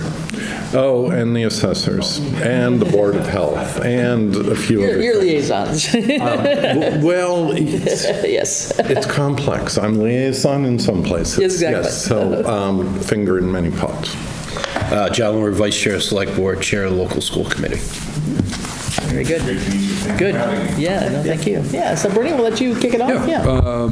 Scott, the process that we're going to use is intended to promote a conversation, a dialogue with you.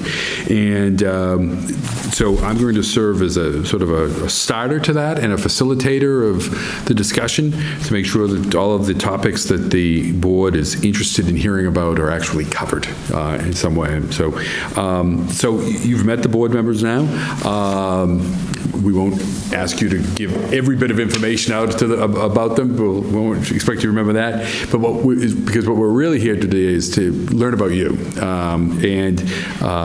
So if maybe just to start us off, if you could just give us sort of a sense of what brought you to the idea of municipal management and as a career, and you know what you've done with that and why you're interested in Southampton. Well, thank you for having me. Ever since I was a little boy, I always wanted to be a town administrator. Nobody ever says that. You know, the fact is, I did, ever since a young age, I did kind of steer towards government. But I wasn't really quite sure what my role would be. I can't run into burning buildings like a firefighter. I can't stand violence. I can't be a police officer. And I'm good with numbers, but not to the level of like a treasurer or an accountant. So I couldn't go that way. So I've always wanted to be in government. I just couldn't find my real path. So I went to UMass Amherst and I studied political science. And during that time, I had a internship with the Executive Office of Environmental Affairs. That's not on my resume. From there, I actually started working for then Senate Majority Leader Lou Malcolm in the State House. And after that, I had been offered a job with then President Tom Birmingham when he ran for governor. Unfortunately, that didn't work out too well 20 years ago, so he lost, so I continued my education and went to law school. And during law school, I always kind of focused more on what could prepare me for municipal government, stuff like zoning and planning, employment law, discrimination, during the moot court negotiations, and my externships. I even did Hampden County District Attorney's Office and Hampden County Deeds, just to kind of see where I kind of could fit in and where I could best apply my skills. In law school, I actually had an internship with the city of Chicopee at the time. And that's where I got my first real taste of municipal government. So I know a little bit about federal and state, but that was really how my eyes became open to kind of where I want to go with my career. I handled health cases in the health department, personnel matters. Really got a very broad view of what municipal government is that most people really don't see. So after law school, took my bar while I'm waiting around. Mayor Bissonnette at the time, he called me up and said, "Hey Scott, I got a job for you. Pay's not very good, long hours, and you got to work 24/7. I had nothing to do with your degrees." So I said, "All right, sign me up. I'll do it." So working in the mayor's office was just a continuation of that and wanting to be in municipal government. And during that time, I handled everything from some economic development issues, financial planning. The pothole wasn't filled on Main Street, or it wasn't plowed correctly. So I'm sure you all are aware of that. But also, more and more, the mayor started giving me things related to personnel. So like firefighters contract, at the time, community development was going under investigation and needed new staffing. So that was also my first taste of personnel and human resources and the effects that it has on an organization. So a little bit into my career with the mayor, the human resources director position became vacant. And the mayor asked me if I would be interested in going up there. I said I would, and over the next 7 years, I made a lot of progress in the city of Chickadee. I like to think I really professionalized the workforce, did a lot of professional development. Health insurance and benefits was a big part of some of my successes there. And finally, I decided I wanted to try something a little bit different. So with the town of Wellesley opening up, Wellesley is a unique community in eastern Massachusetts. I thought I'd give it a try. It's a town, and it does have a select board, and it has a town meeting form of government, but it is completely unique. It doesn't have a town administrator, it doesn't have a mayor, it doesn't have a town manager. Wellesley has a director of general governmental services, and each and every department reports to a separate board. So our DPW reports to an elected DPW board. Our health department reports to an elected health board. Our library reports to an elected library board. Planning board reports, so it's almost a completely decentralized form of government with a $200 billion budget and 35,000 people. So it was a real challenge, but it was something that I really loved, and I loved the town of Wellesley, and it really helped me kind of hone my leadership skills and working with different people, because if you want to get anything done, you can't just tell someone to do something. You got to collaborate, you got to get people together, you got to get the unions on board, you got to get the volunteers on board, you got to get the select board on board, you got to get the finance committee on board, advisory committee, so it takes a long time. But it was a real challenge, and I did love it. A couple years in the town of Wellesley, we did start a town government study committee to look at changing the form of government. It was something that was quite contentious between all the elected boards and the elected members. It passed town meeting, but it didn't pass the voters. And over the years, it had a lot of resentment. So I was able to kind of consolidate and bring people back together after that. But with, with the change of government coming up again, I thought it might be time for a new challenge. So I saw the city of Lawrence was hiring for their personnel director, something I'm very familiar with, obviously, in the HR component. And Lawrence is an interesting community as well. It's pretty much the polar opposite of Wellesley. It's a city, it's not a town, mayoral form of government, as opposed to a town moderator or town meeting. But Lawrence definitely has its issues, and it's a unique form of government as well. So we do have a mayor, and we do have a city council, but we also have a chief administrative and finance officer. And that came from about a decade ago when, unfortunately, Lawrence had run into some financial troubles. They were in the red by $30+ million. And they had to receive, similar to what Springfield was, and they had to receive a bailout from the state. And part of that state was implementing a CAFO, Chief Administrative Finance Officer. And really that person is an appointed person that oversees the assessing, the treasurer, the collector, all the finance, any contract that's over 3 years, personnel. So it's really got core functions of government. And I've been in Lawrence for a little while, and again, it's a collaborative effort between the mayor's office, our 11 city councilors, and the CAFO again. So I kind of have I always lean towards these unique situations no matter what. One of the things is, after I had accepted Lawrence, my wife became expecting unexpectedly. And I made some sacrifices for you as well. And it's one of the things that really interests me is, Southampton opened up, and I thought, I really love Lawrence. I don't want to leave. It's a great community, and if I stay there, I'd be happy there too. With the young one, it's a little bit difficult, but I wanted just to see if Southampton might be a really nice fit. So that brings me to today. Board questions to kick off at all in that area? If you, let me jump in, because I know this is a question that the board members and I have talked about. If you were to receive this appointment, and I know, Scott, obviously people can Google and do all sorts of things, and they know that you've been an applicant for town administrator positions in the past. It is something that interests you. But, how long do you think, if you were appointed to this position, how long do you think you would be town administrator in Southampton? Would this be a stepping stone to another place, or would you see yourself staying here for a period of time? Not expecting you to necessarily, I always joke about the general manager or town manager in Norwood stayed for 40 years and retired at the age of 90.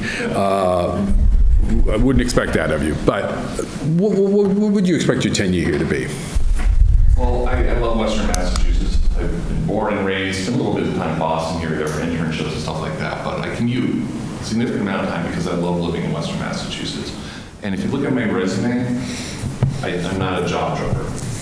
I've spent 7, 8 years in the city of Chicopee. I spent 9 years with the town of Wellesley, and I would expect that if it wasn't for my family situation, I would expect to be a long-term City of Lawrence employee. So I'm definitely not a job jumper. I believe in committing to the community.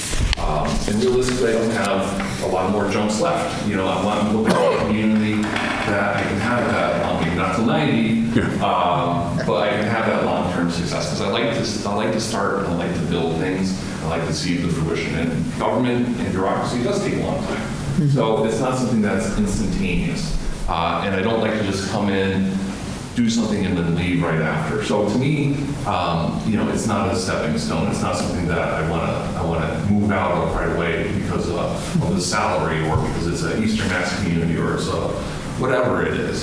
So I'm looking for a place that I can fit in, build something, contribute to it, and really give back to the community. You've done a great job of contrasting the communities that you previously served. What in particular attracts you to Southampton? What do you see as special about Southampton and a challenge where you think you could plug in and make a difference? Southampton is a community I'm familiar with. It's similar to, a little bit similar to Powell, where I live right now, a little bit agricultural, but it has a lot of challenges ahead, and I think, looking at Western Massachusetts and being here is where I want to be. Southampton in particular, it's in a very interesting point right now because it's evolving.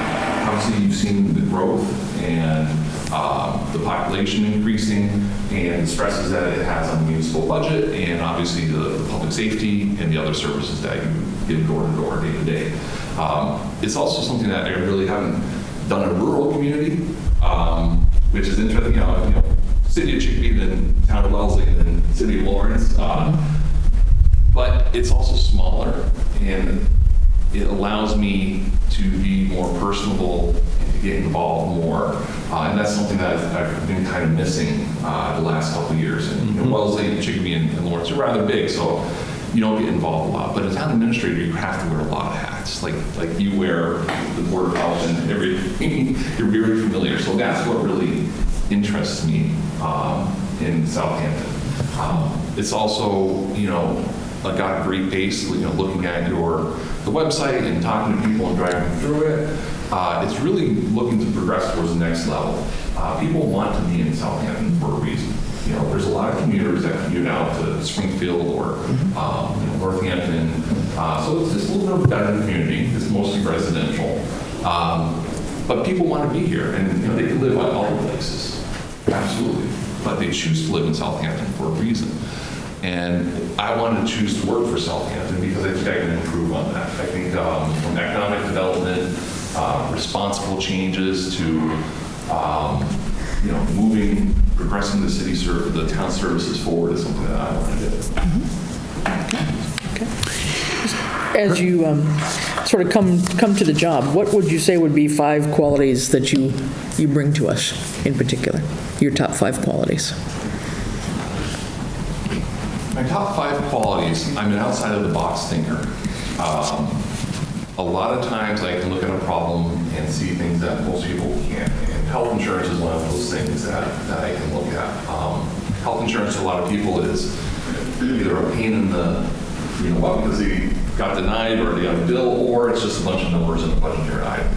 But I was able to look at, $20 to $25 million cost for the city of Chicopee and the town of Wellesley and figure out how best to provide better services to our employees and retirees while saving millions of dollars. And that was a matter of going into the numbers, looking at where our expenses are, where our health expenses were, where our usage for our employees are, and figuring out a better and a cheaper way to improve it while keeping services relatively the same. And we did that by switching to a family-dominated plan. We had 4 plans in the West Suburban Health Group, which is a conglomerate of municipalities in Eastern Mass that buy health insurance.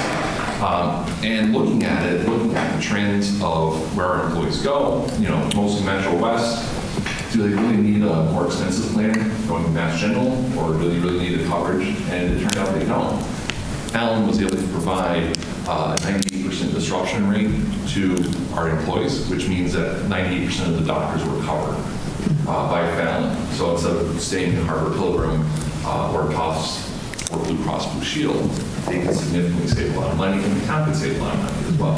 So looking at that and putting all those numbers together is something that I'm very good at doing, looking at complicated projects, complicated numbers, and figuring out a solution. The other thing is I'm a problem solver. In personnel and human resources, most problems come at 3 o'clock on a Friday afternoon. But people expect me to solve a problem. Whether it's finding millions of dollars because the health insurance budget is a little bit low, and there has to be changes to employees that need safety gear and protocols because they have to pick up needles in a parking garage that need laced with fentanyl. So I always approach those things as a problem solver. The other thing is I'm very good at learning and adapting. I don't think there's going to be many personnel or human resources directors that can tell you that you need to air the greens on a municipal golf course in the fall, or how fees work. And although I don't golf, and that's because in my time with the city of Chicopee, the mayor had asked me to look at the municipal golf course because it was running some significant deficits. It was running the red year after year. The personnel costs were significant. The intake of revenue was very low, and the quality wasn't there. So I was able to go to the golf course, learn about the operation, when employees need to be there, when they don't need to be there, how we can reassign employees during winter time, because not a lot to do on the golf course in the wintertime, so we don't need the 7 maintenance employees working in the garage. So we transferred them to the DPW, and that really helped with the value of that. We also looked at the administration cost and do they really need a full-time year-round secretary to sell gift cards? Probably not. So we transitioned a lot of the duties and responsibilities into other areas. So I worked with the director of golf in establishing that position and really helping to get that into the black. And that's a pretty, to me, that's a pretty good accomplishment. The other thing is I'm very good at establishing change in municipal governments, and change is often a 4-letter word, and people push back on change a lot. I'm very good at instituting new processes, new policies, and new procedures, and I do so very collaboratively. I found in my career that if you force stuff, or if you do too much stuff at once, or if you do stuff too quickly without having the buy-in, you automatically get pushback. And if you get pushback, you're going to be running all around making sure that people will fill out this new form or do this new purchasing procedure. They're not going to do it if they don't feel like they're involved and don't see the value to it, and if they don't get the buy-in. So even just a couple weeks ago, we were changing the hours of City Hall in Lawrence. Very simple. It's not rocket surgery.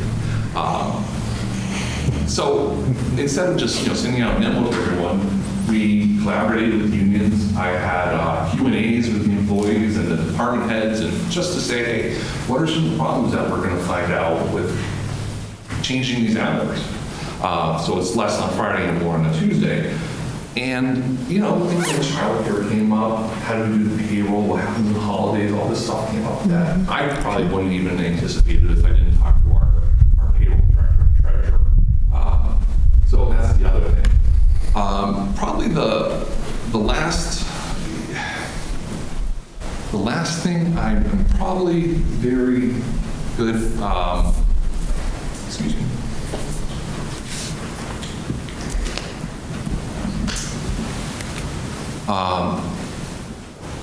I'm very good at establishing relationships, especially with employees. That's something I pride myself on. I'm not afraid to get out there and work with people. I know that you're interviewing other people. I'm sure that everyone's going to say that they have an open door policy. I don't know any municipal manager that says they're going to have a closed door policy. But I have an open office policy, and I believe in getting out there and communicating with the volunteers, boards and the committees, with the employees, and going out there on their terms. Just a couple weeks ago, I had received a phone call from an official or other traffic control officers. They had some safety issues, some safety concerns. They wanted some equipment and some lights and bulletproof vests, which bulletproof vests didn't go that far. But I said, okay, let's go meet down there next week and let me meet with everyone, talk, see what kind of equipment they have, see their cars, see their uniforms. And I went down there, and the first thing that they said was, well, you've never seen someone from City Hall down here. So I believe in going out there. Another example, when I was at the city of Chicopee, the DPW was undergoing a lot of changes. We had a lot of new staff members in supervisory positions. And when that happens, people are great at their jobs, but they usually never get management training. So we might have someone being able to clean out a catch basin or operate a Vector truck or use cold patch. They don't know how to manage an employee who is on sick leave or is calling out sick leave, causing problems. So every Wednesday at 7 a.m., I would meet with the foreman, with the department heads of the DPW in the shop, in the garage, and go over a weekly topic along with their regular monthly or regular weekly meetings with the director. So that's kind of the thing is, you know, I believe in not being chained to a desk. I try to get out of my office as much as possible and meet with people, talk to people, especially the employees, learn what they're doing, and not be locked in the office all the time. Yeah, along those lines. No, go ahead. I say along those lines, is there certain activities or things that you like to ensure that you do on a weekly basis? There's some rituals or part of your job that you know that by performing those activities, you'll see the better results for the town. I like to walk around a lot, and believe it or not, a lot of things. Like I like to walk around and get out of the office, stretch my legs just for health reasons, but just taking the stairs and going through the city hall, running into different people. Then Gary, who's our facilities maintenance, I just ran into him the other day and we talked about agreements that we had to settle. So those types of things really help getting out there into the offices, not being there and expecting people to come to you with their problems, but going and trying to address problems proactively. Okay.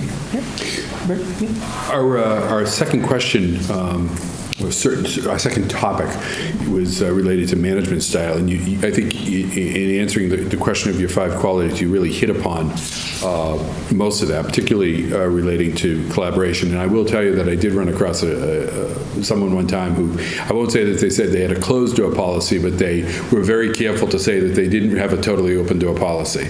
So they didn't go far in the process that we were running, I will tell you that. But in any event, I guess sort of the other question I would put out there related to your style is, if you were appointed town administrator here, what would be the first, what would be the first thing that people would see you do here in town that would reflect that style of management and leadership?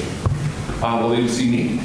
I would go to the different offices. I would talk to the different department heads, make the list, see what their concerns are, what their issues are, what's upcoming, try to get up to speed as much as possible, try to sit with the elected officials and the appointed officials, town moderator, but also going out to the different businesses, maybe having some community engagement with the community. There's a lot of great ideas out there, things like having, pancakes for the senior center with the town administrator once a month that I found out, or, look at Paul Anders, he does a Cup of Joe every month, and just inviting businesses in to talk to them. So I think that would kind of be the first thing is reaching out to people and learning the community. I've been in several different communities, and each community has its own personality, it has its own ways, it has its own processes, it has its own style of doing business and getting things done, and that's important. And you don't get that unless you talk to people and learn. As far as my management style, I think it's my management style isn't one style, but in my position as HR personnel director, we have to have multiple different styles. In the morning I could go to the DPW, and then I could talk to an accountant, and then I could talk to a volunteer who's the president of Suffolk Construction, and then at the end of the night I talk to a volunteer board which has absolutely no municipal experience or management experience, and they have to do a performance review for the new council on aging director, and they've never done one before. I'm not going to use the same style for all of those. So I have to be adaptable to the situation. And I think that's one of the most important things. Do you delegate? I'm a big delegator, mostly because I couldn't do everything by myself, so I have to rely on a good team. Personnel is not just sitting around and pushing papers. I take it to a different level. I'm very proactive, and I couldn't do that if I didn't delegate to a great team. In Chicopee, I inherited a team, and they did a fantastic job. In Wellesley, I had a very seasoned, experienced team that had decades of human resources experience. So that allowed me to do some other things. And then in Lawrence, I have a slightly different team. I have a relatively new office. Our benefits coordinator didn't have any previous experience, and she's only a few months on the job. My secretary was hired right after me, and had no municipal or HR experience. And my other staff member is mostly Spanish speaking. So I have to be able to delegate because I have 700 plus employees, and I have to bring them up to speed very quickly on what HR practices are, what the policies are, how to get things done. And it really means that I have to take the time with them to delegate certain tasks and responsibilities, because if I did everything, I would be there till midnight every single day. I could just put up a pot, and I'm there all the time. So it's really a learning process and teaching people how to do that, and then supervising them once they learn the tools and have the ability to do it, making sure that things are going smoothly, checking up on them. So I'm for delegating. The other thing is, I have a lot of experience and knowledge in different areas of municipal government, but I'm not a DPW director.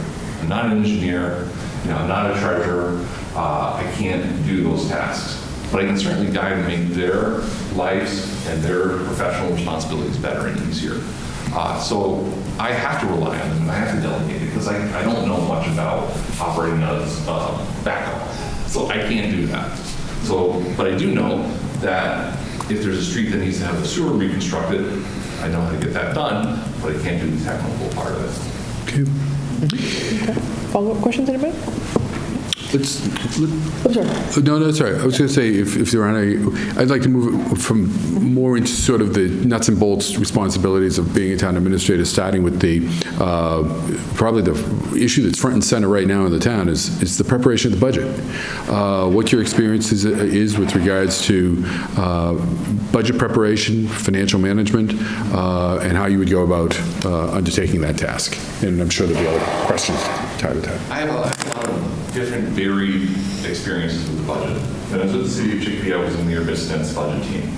So every year, I was tasked, myself, the auditor, chief of staff, and the mayor, we would go through each department's budget, line by line, look at it, figure out what we need, what we don't need, how we're going to move forward.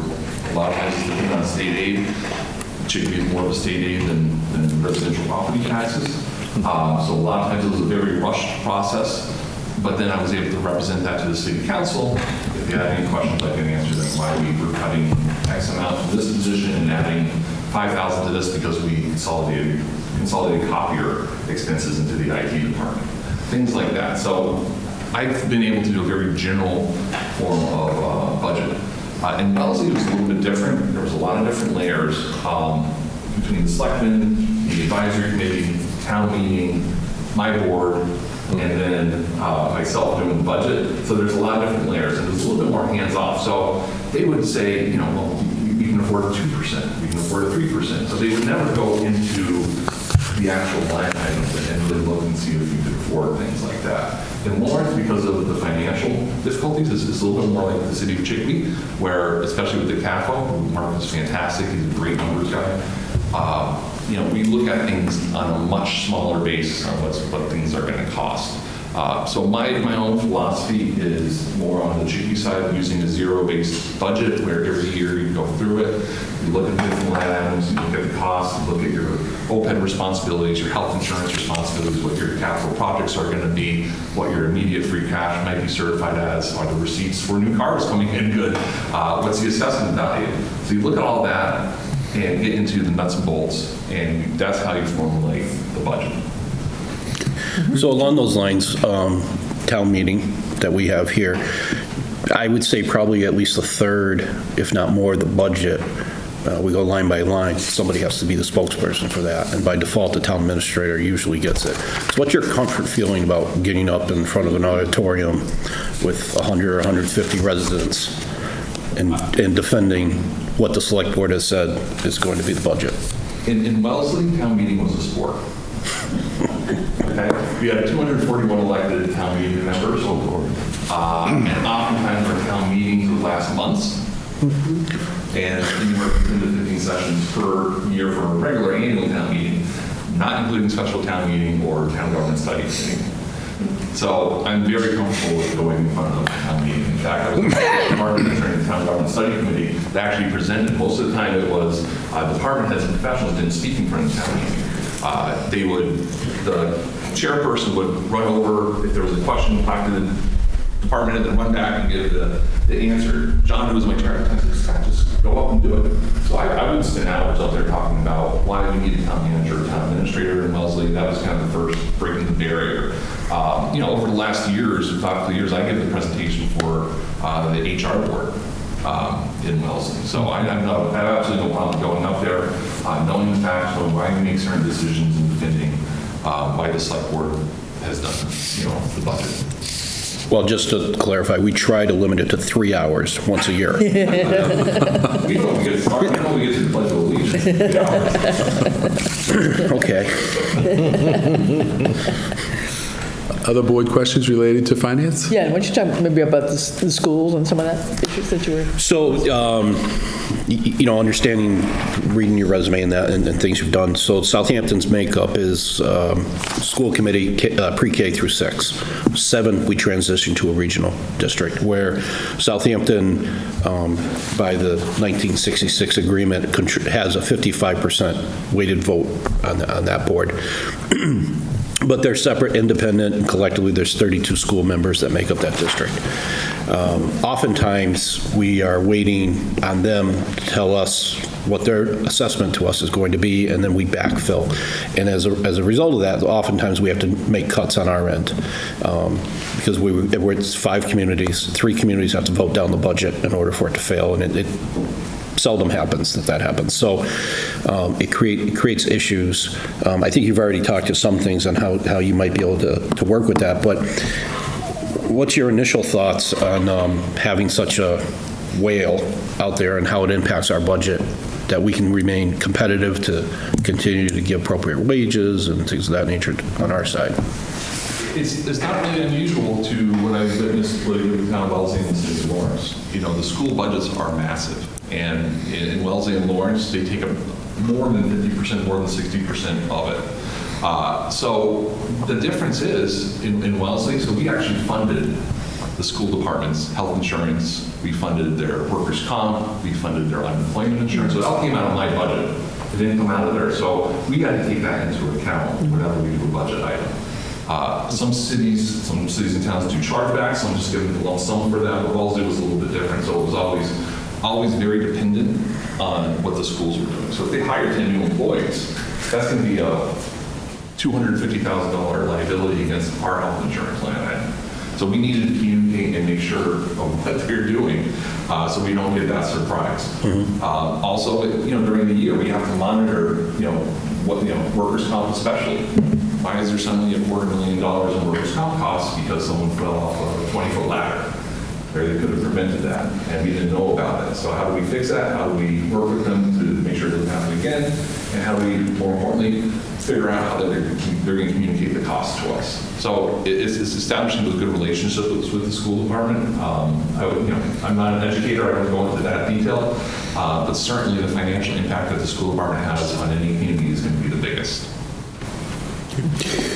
In terms of your experience, how much do you, in terms of the budget preparation, do you utilize forecasts and analysis of revenue to drive your decision making? Well, thankfully, in human resources, we don't deal too much on the revenue side with collections. We certainly monitor it, and that's part of being part of the team with the CAFO or the mayor or the executive director of general governmental services. Because if things are trending downwards, I need to know in case there are going to be cutbacks, in case there are going to be changes, in case I do have to find that $1 million in the health insurance, which is usually the largest line item for any community. So most of the time, each community is different. Wellesley was a little bit more stable because we were more dependent on residential taxes and very little state aid. Chickadee was the complete opposite. We would have to wait until sometimes especially in 07, 08, we had to wait until May and June to put together a budget for the city council because the state hadn't released their aid packages yet. So we didn't know whether we'd be laying off 20 teachers and 10 firefighters and police officers, or if we'd be able to grant raises. So it's not uncommon where, that will impact a city a little bit more than Southampton, but especially a city that's more dependent on state aid. So let me ask you this. It's somewhat parallel, and perhaps you have experience with this on the HR side. Have you ever taken the time in an HR capacity to look at forecasting for, say, you have X number of employees on the plans, X number are on family plans, their ages are X, they're going to be switching to the Medicare, they're going to go into retirement, so that you can kind of project out potentially what it will be, and potentially new hires coming in. Is there a trend there where new hires are usually under 25, so they're on the single plans, and then we can kind of estimate a little bit? Have you ever taken the time to dig into those weeds? Absolutely, especially in insurance. I know you know insurance. Yep. That's one of the things I have to do on a yearly basis, especially in Chickadee. Seeing what the trends are. Are we going to have more families? Because families are usually double the amount that's going to cost in premium payments than our individuals. Are we going to, see more dental insurance? Or how is that going to affect things? But yes, we absolutely have to look at trends. One of the biggest issues, especially with trends, is how we can manage those trends if we see it coming up. So what we've done is things like opt-out programs for health insurance. So if people don't take the health insurance, they would get a defined amount of money, $1,000, $2,000, $3,000, and that saves the city or town $15,000, $20,000. So we can go into that trend and see, paraprofessionals are generally a little bit younger. They might be on their parents' insurance because they're under 26. So we can kind of say, okay, well, it's not so much of a hit if they hire 20 paraprofessionals, because more than likely it's only going to be 50% of them are going to be taking insurance. But if you hire a lot of DPW workers, they're more than likely going to be family plans that are going to take a little bit bigger hit on the chunk of the town. So using that same logic, one of the priority, at least for myself, and I think the whole board, is that DLS makes available a tool that projects out revenue and expenditures that you can look at the past 20 years and forward 20 years. And I know that, again, for myself, that's a priority to implement here. It's similar, you're substituting health insurance for the tax revenues and the receipts and going through that process, so. But in terms of, maybe back on some personnel management, I think we've been struggling, as many towns have in Western Mass, at least small towns, to try and provide a competitive work environment and provide a package that will not only attract but retain employees. So can you talk a little bit about things that you have done or might see doing with the little you might know about Southampton, and how you might tackle such a problem to help us, get some good qualified people and, not have as many vacancies as we might have in some of the very key positions in town? It's definitely not unique to Southampton because it's really a statewide problem. Retaining and recruiting employees isn't Southampton problem, it's not a Lawrence problem. From Provincetown all the way to the Berkshires, it's been a problem. And if you look at what's been happening, the Berkshires have just recently collaborated with multiple towns because they couldn't find building inspectors. In Provincetown, the town administrator, actually stole your predecessor, is now working for Provincetown as their treasurer on a remote basis. So there's really three things that a town or municipality can do in Massachusetts. And Southampton specifically, because of where it is, has a really good advantage on that. The first thing is using their educational institutions. You have Smith and UMass and all the different great colleges, community colleges as well. Recruiting people out of the colleges, whether diesel mechanics or planners, that's something you have to establish a relationship for. Because a lot of times people aren't looking at municipal government as a career right now. Sure. The economy's good, doesn't mean the economy's good, they're looking elsewhere. Diesel mechanics, they can make $60, $70, $80 an hour when the economy's good. We can't find them. Are they going to come work for $20, $30? Probably not. But they have to think long term. The retirement package, the health insurance package. That's something that we have to sell.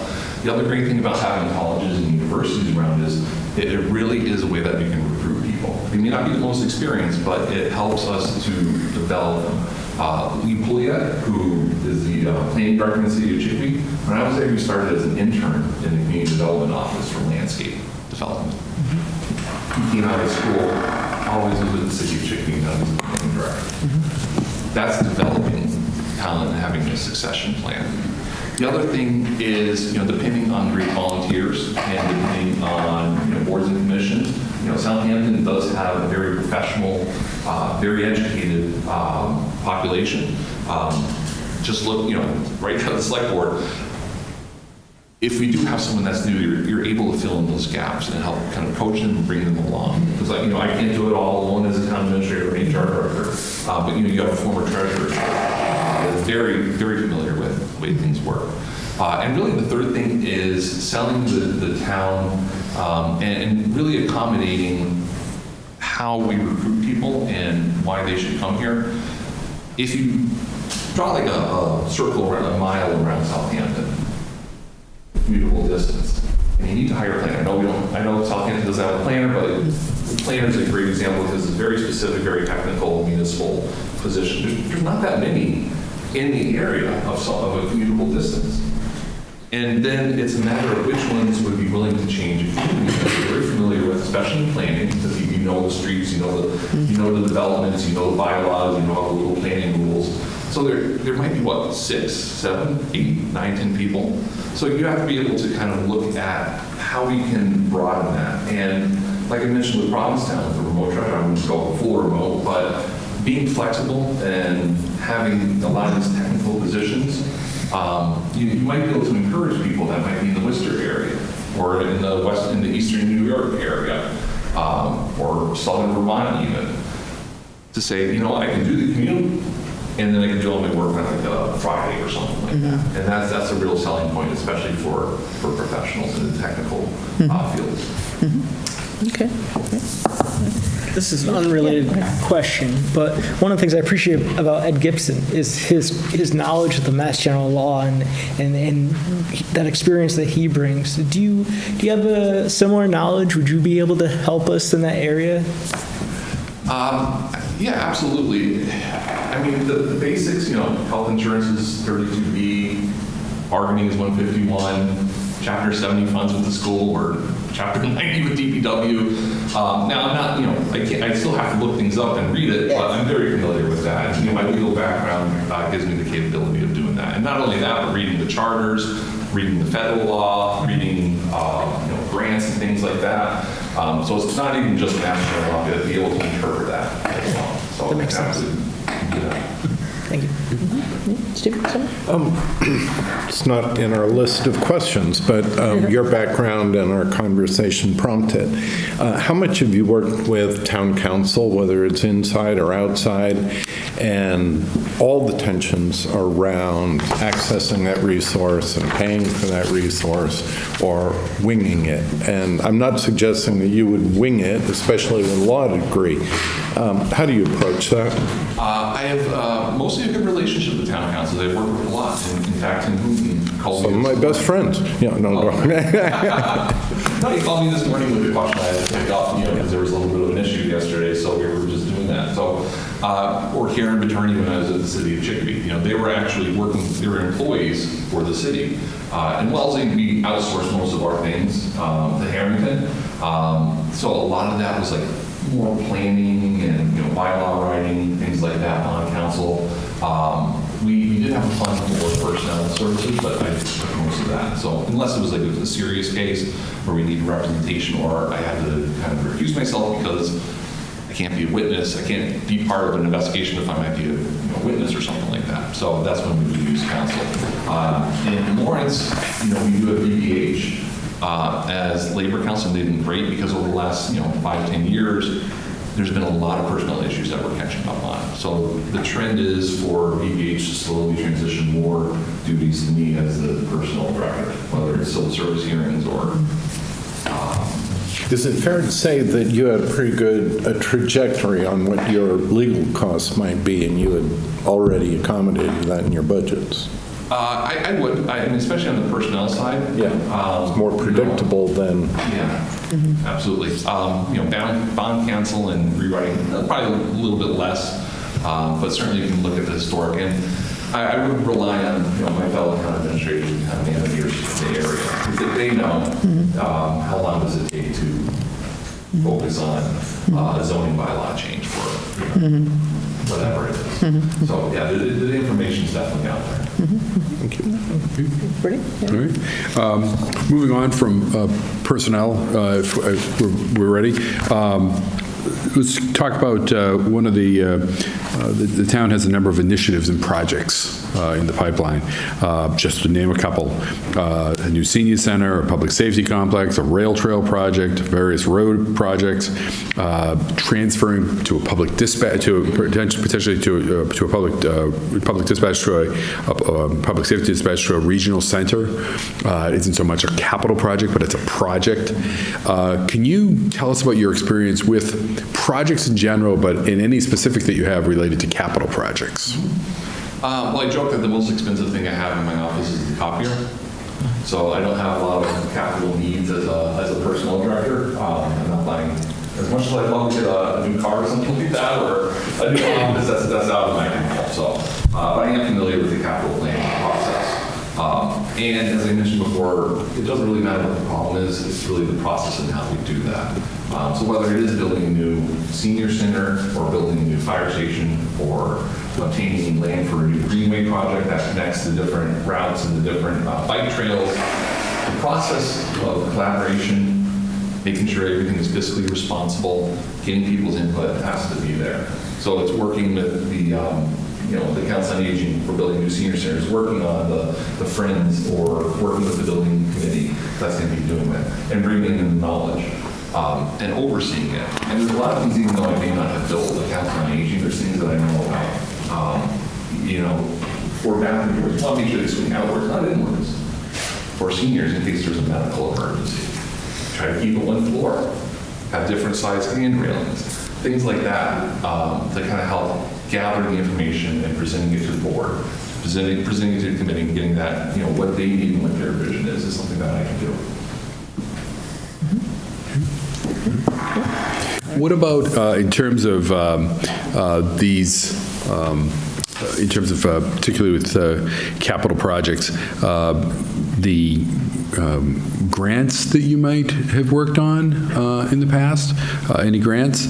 And You sort of mentioned the coordination with other entities, which was going to be another part of my question there, of working with the different private parties, volunteers, and other, so let's stay with grant management and getting grants.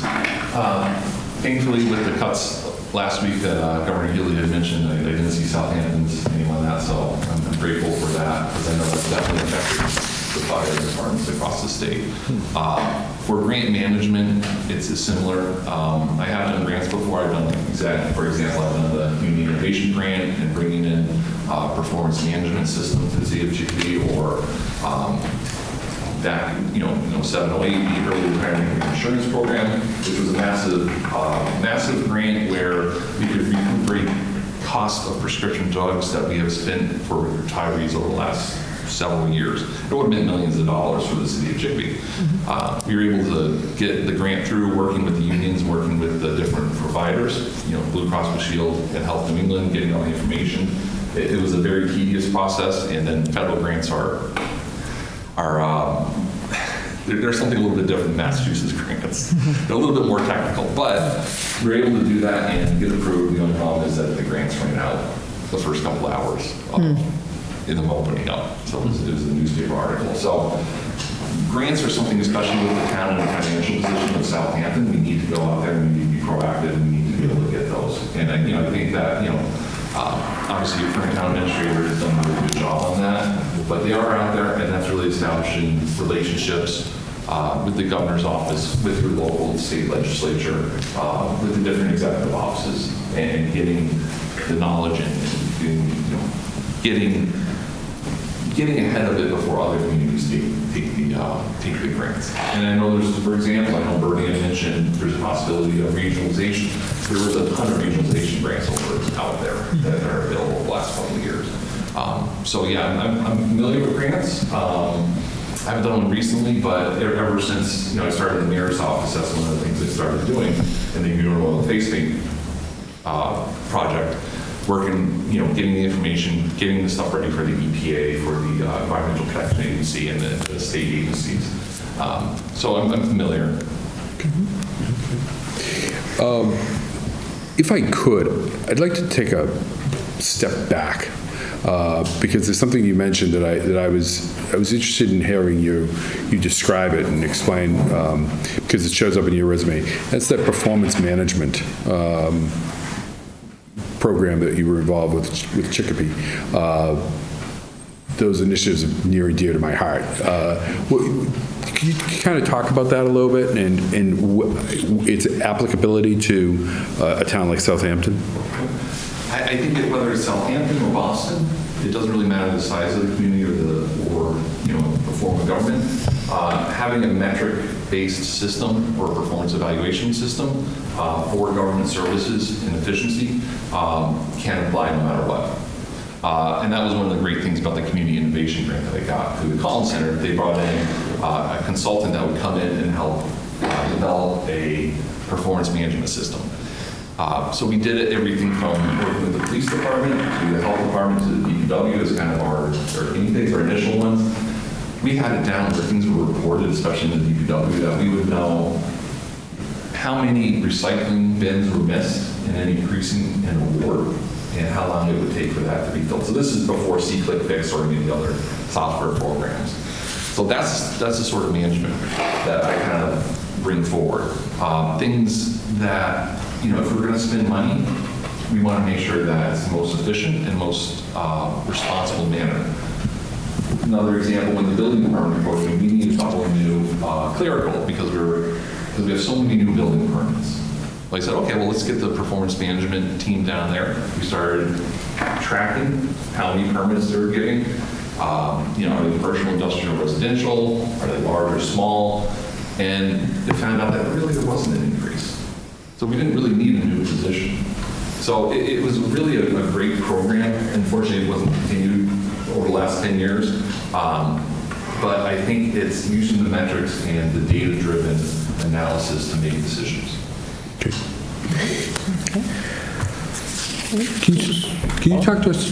John, go ahead. Yeah, go ahead. I'm just going to go in a different direction. Okay, I was going to go in planning development. Sure, go ahead. Does that work? If you could talk about, Southampton's experiencing some changes that you, in fact, I believe noted. Talk to us about your approach to dealing with zoning, master plans, planning and development in general. I think Southampton's doing a really great job looking at your updated master plan. There's a lot of areas that have cleanup that we can do. I think it's a really good roadmap forward to preserve Southampton, but also grow it economically and bring in quality of life services for the residents, but you have to do so responsibly. Over the last couple of years, if you look at the trends in Western Mass, especially with economic development in rural towns, 10, 15 years ago, if you look at like Easthampton and Hadley, they struggled with the big box retailers, Lowe's coming in, their super Walmart, huge changes.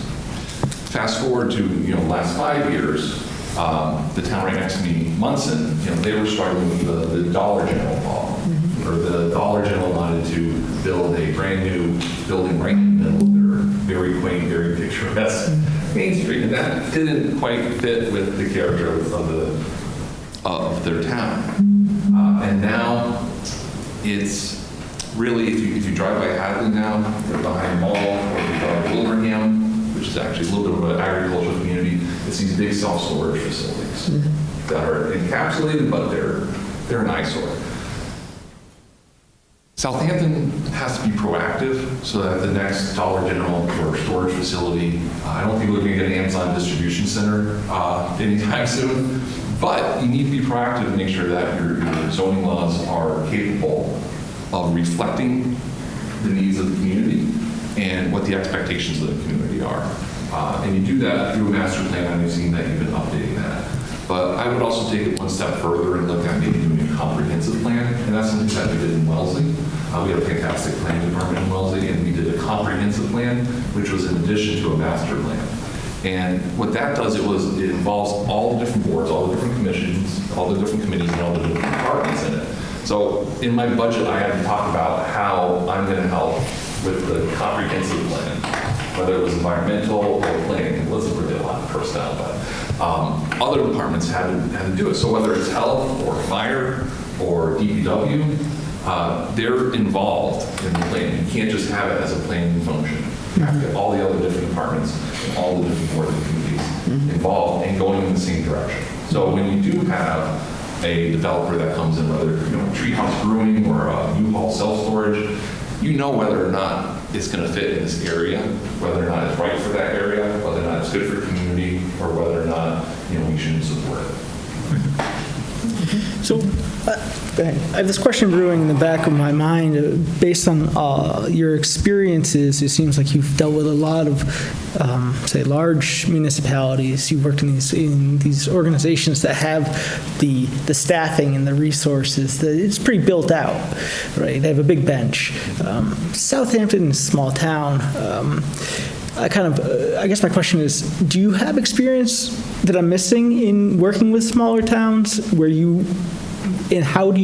do you see the town administrator role is different? How do you see it's different in a smaller town versus a larger town? I have a lot of town administrator friends, and you have to wear all the hats. You have to be, from one minute to the next, you'll be a health director, then you'll be, during a snowstorm, you've got to be a DPW director, so you have to have a broad knowledge of everything. And that's kind of one of the areas where I really excel, is that I'm able to take a lot of information, able to learn new things. When a crisis comes up, especially in personnel, when we had an issue with the Veteran Services Department, I'm an expert on Chapter 1, the Veteran Services, how certain benefits are paid out, and how it's administered to the state level, because we had a crisis, and I had to learn. When we had a mass resignation in the Council on Aging, and we didn't have a lot of people in the Council on Aging, we only had 7 or 8 people, and 4 of them leave within a couple months. That's a big hit. So I worked with the Council on Aging board and learned about my senior center, and learned about the technologies, and learned about and learn to help them, because I had to bring, not only recruit, but bring the new person on board, get temporary people in there, bring that person up to speed, and be, you know, their voice and be their kind of, their execute the Council on Aging's needs. So, yeah, it's a day-to-day thing where you never know what's going to happen next. But I'm definitely prepared for it, and I think I have, you know, 17 years experience in personnel has really given me a strong foundation in all the different areas of municipal government. Yeah, I kind of stepped away from planning and development with that question. So one thing I think, as you know, across the Commonwealth, many towns and cities are struggling with meeting the affordable housing needs.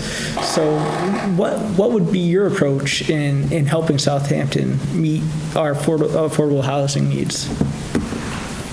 I think we have to look at, I know that Southampton has accessory apartments, but maybe look at accessory dwelling potential. I know that can be kind of a little controversial depending on the community, but there's, you know, one of the great things that we have in Southampton and Western Mass is land and the ability to build out. So it might help to look at that accessory dwelling provision and encourage a little bit more development with that. So you might have an in-law that wants to build a small house, or an apartment that people can rent out and make it easier and accessible for people to do that. So I think that's one solution. The other is obviously having proper zoning, mixed-use zoning, so you can, you know, if you have a larger development of apartments or condos that are a little bit closer to the commercial area.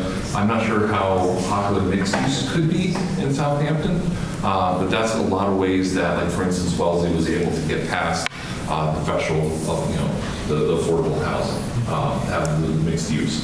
So there's a couple ways that you can do it, but it's a matter of preserving the character of the town and, you know, looking at what the residents want and expect and preserving quality of life. Very good. Okay. Kind of following up on that a little bit, you know, we touched on it a bit in terms of just sort of the commercial reality of Southampton. You know, we don't have a very broad tax base. We've got very limited commercial availability possibility here in town, primarily due to a lack of a septic system. Yet, at the same time, we've got empty storefronts. You know, what kind of strategies might you use to try and maybe bring some businesses to town that would be ones that the town would want to have here in town? Right. So first you have to look at the quality of life of what businesses we want to attract.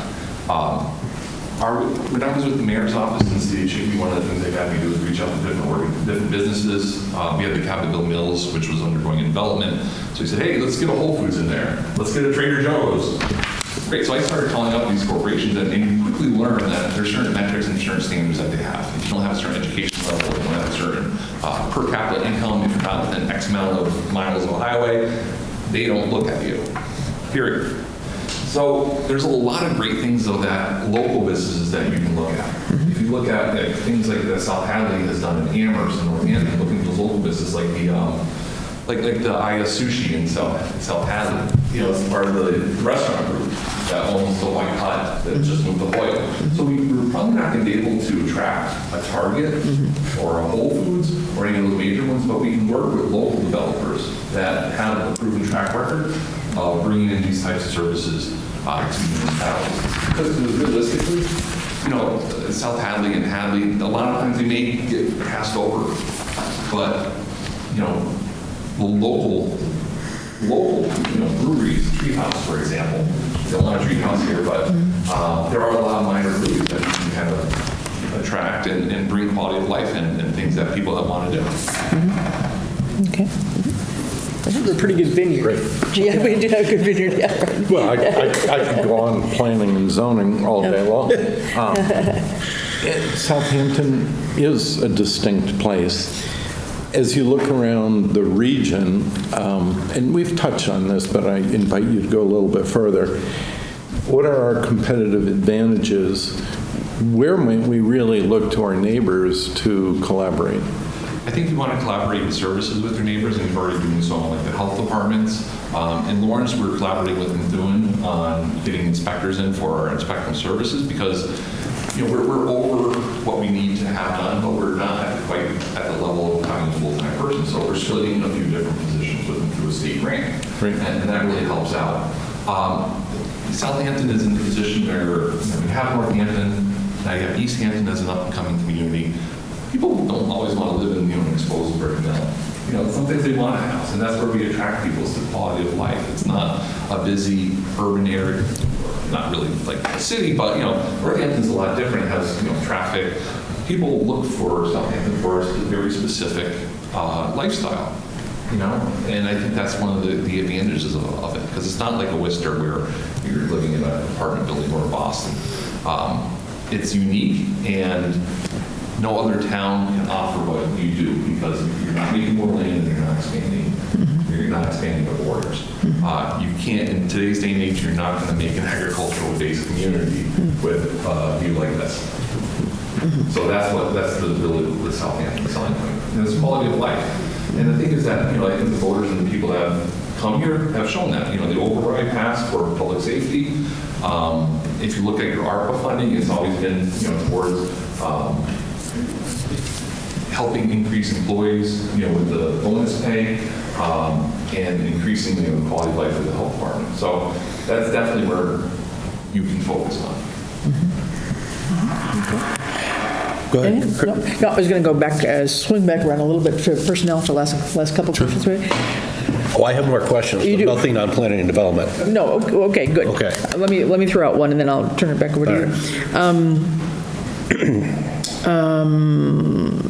I think, as a town administrator, you're going to come into contact with a variety of people here in Town Hall, both the elected and appointed people that work here, as well as a variety of volunteers. I mean, Southampton's got a wide base of volunteers that serve on many of our committees. And usually on, any given week, any given day, you as a town administrator are going to be hit by somebody who has an urgent priority. Something's got to get done, and it's really their priority, and yet in your heart that you've got 10 more priorities that somebody else and other departments have already approached you with. How do you manage that urgent need by one of your colleagues and employees, and yet know that you're already overwhelmed and manage to get it all done and make them feel like you haven't ignored them? Right. I think you're exactly right. The biggest problem that someone has is the biggest problem that someone has, and it's their problem. I encountered this quite a bit. So the first thing you do is always acknowledge the situation that they're in, acknowledge the problem, make sure I understand it. Next, I would set reasonable expectations. Hey, I can't get that today, but tomorrow morning I'd be more than happy to sit down with you, go over it. Maybe next week we can sit down for a coffee. Let me come down to the DPW or highway yard and we'll go over this. So it's planning and setting those expectations. And then having the follow-up. Hey, I just want to make sure that we're still meeting. Thanks for meeting with me. I don't want to let you know that, think that I forgot about you. So, a little bit here, a little bit there is going to build relationships and help solve their issue, even though you can't make it a priority right then and there. It is a big deal for them. So sending an email, sending a little phone call, sending a text, I haven't forgotten about you. Or, I'm looking forward to meeting if you have more information. Those types of things will help build, relationships. And you may not be able to get to it right away, but at least they will feel that you are understanding their issue or their problem and that you're working towards it. Okay. All right. John. So one of my questions for you is, what do you see as the role of the town administrator when working with the Board of Selectmen or select persons? I think it's fluid, and I've worked with a lot of different boards and committees, and they change on a regular basis. Some are more hands-off, some are more hands-on. Some have very specific tasks they want to get done or issues that they're looking at. So it's always got to be fluid. My previous board chairs working in Wellesley, I had a couple of Johns. One John was extraordinarily hands-on, wanted regular updates. Other one, John was just, hey, call me if there's a problem. Someone's incident.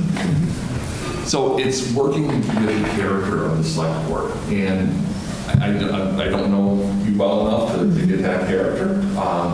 And I have to be adaptable to that. So it all really depends. But you have to keep an open mind, and you have to have certain guidelines and certain boundaries and foundations as well. No matter what the select board is, or the town council or city council is, or town meeting is. There's certain things, responsibilities for the town administrator that we got to get done, and there's certain roles for the select board as well. So just in the follow-up with that, what would be your, based on your previous history in that, what would be your best means of communicating with us? How would you communicate with us, or how do you envision that being? Again, I think it depends. I text message some, like the mayor, I text message, and some mayors we want a formal meeting with, suit coat, and you come in. So it really depends on how it is. Whether you prefer a meeting or phone calls on a daily basis or a weekly basis. Do you like email updates? How do you receive your packet? Do you want me to give the update to the entire board all at once, or do you want to just take coffee every once in a while and discuss the latest issues? So it's really an adaptable way. You can't have just one style. Right, so similar to how you answered Chris's question earlier, you would set the expectations with the person that came to you. Is it fair to say that you'd be looking for the select board to set the expectations? Right. So you had clear marching instructions. Right, absolutely. Well, that might be a challenge for us. But. I don't know if we have any others. Sorry. I've got one or two more questions. Anybody else have anything? I'm good. I guess that was sort of brought us to the typical last question. I just want to throw out, you had mentioned about early on about how you would show your style by getting out into the community, and so that kind of speaks to some of the citizen relations issues.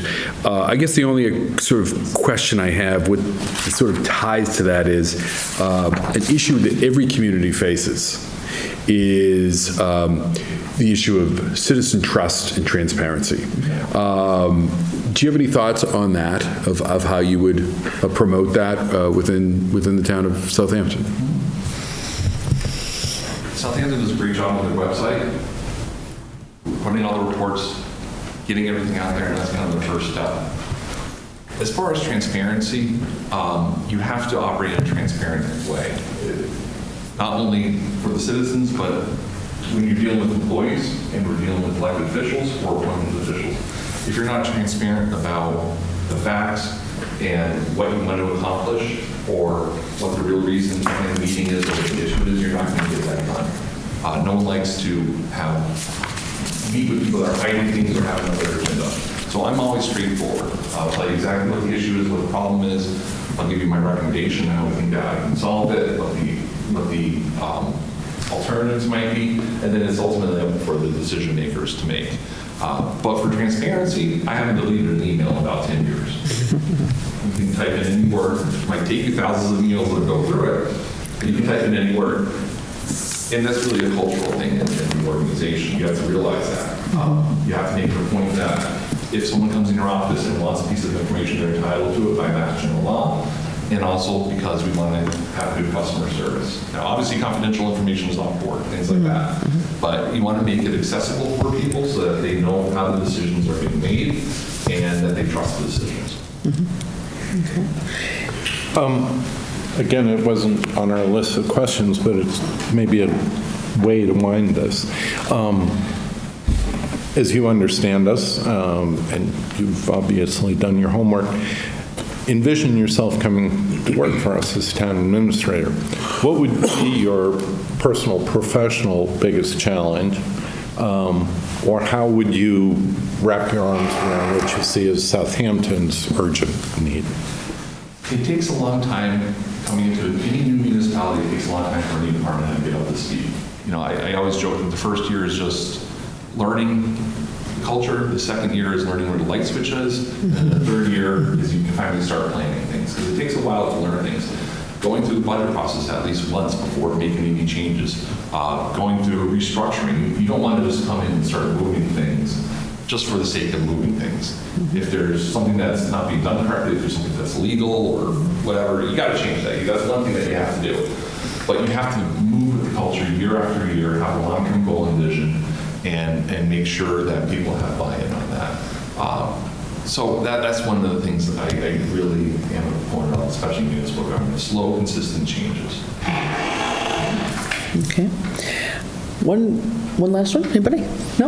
All right. I think yeah, go ahead. John's question you asked before about understanding the hours associated with the job is a good question. John, do you mind asking that one? Could you So just to be clear, I know Palmer is relatively close, but doesn't abut the town. But the at least past expectation of the previous town administrators, including the current one who's retiring, is that it's a Monday through Friday, 8 to 4, but you stay at night, Monday through Thursday, and usually don't get out of town until about 9 o'clock. And I know you know the reasons why you're looking at all that, but that aside, is that reasonable to expect a 60 to 75-hour work week for 35-hour pay? That's what we do now. And any high-level administrative municipal governments can be doing that. Yeah. Mostly I would do 50 to 60 meetings a night a year on a slow year. So that's not something that I'm afraid of doing. Reaching out to the different boards and committees, I've done that all my life. In Lawrence, you know, I go to the city council, I go to the subcommittee meetings. I have to meet with people at night. Someone shows up at my door at 5 o'clock. Okay, well, there's an hour and a half. I'm leaving at 6:30 now because the capital wants to solve the problem. That's the expectation. You do whatever it takes to get the job done, period. And whether it's writing papers at home at 10 o'clock, finally catching up on emails, or coming in at 7 in the morning to give training and development to the DPW. That's what needs to be happening, and that's just part of it. Okay. So I think really my last question. So I think we all have good days and bad days at work. Could you give us an example of your worst day and how you overcame it? Any work day, a worst work day at work, and how did you overcome it? That's a good question. I had a lot of people don't go to HR for a lot of times because they want to. Let's just put it that way. Oftentimes we're involved in issue, whether it's medical or performance or financial. I've dealt with hundreds and hundreds of cases. A lot of times, and they do have an effect on your health after. The worst thing I've ever done is having to terminate someone, even if there is merit and good cause for it. No matter what, it's a horrible thing to do, to take away someone's livelihood like that. You have to balance that with having to make sure that you're a good manager and you have the interest of the city or town involved. But I do, certain times you do need to unplug. You do need to kind of take a step back and just get away. I'm not very good at taking vacation. I like to take, some slower days. I usually will plan on taking a little bit of time off. That's how I kind of re-energize and recuperate. But it's really balancing your health. But, that's part of the job. I'm used to it. I have a lot of good support friends that are supportive in the industry. A lot of HR directors, a lot of town administrators, town managers that I'm on text chains with. So, no, I can't do the government this, or I can't do this employee to this. What do I do? So it's talking to people that understand it. And I think that Massachusetts, one of the great things is we have a good support system in that. Okay. And I guess finally, do you have questions for us maybe that we haven't asked you? I'm curious how you would evaluate the town administrator on the first 6 months, the first year, and what would the expected goals be? Wow. Why did I ask that question? No. We do have, we will have obviously a written job description and go through a whole set of expectations with anybody who's hired on. And then we do probably, for somebody who's new, we would do like an oral meeting talking about what's going well, what's not going well in, say, around the 6-month period. But then every year we would do a written evaluation where there's a self-evaluation process first. And then if, we thought there were some deficiencies, we might add some extra things into a written form to say, okay, we really want you to focus on this because this looks deficient. But I think, being clear on goals and expectations of things that I think, timely response, that communication, a lot of the things that we've talked about today, I think are crucial. Managing the budget well, overseeing personnel. It's a giant job. I don't know that I've ever been in a place where it's, the combination of the CEO, CIO, CFO, procurement officer all lumped into one. And the guy that changes the light bulbs occasionally. Yeah. No. But anyway, so I don't know if that answered some of your question, but yeah.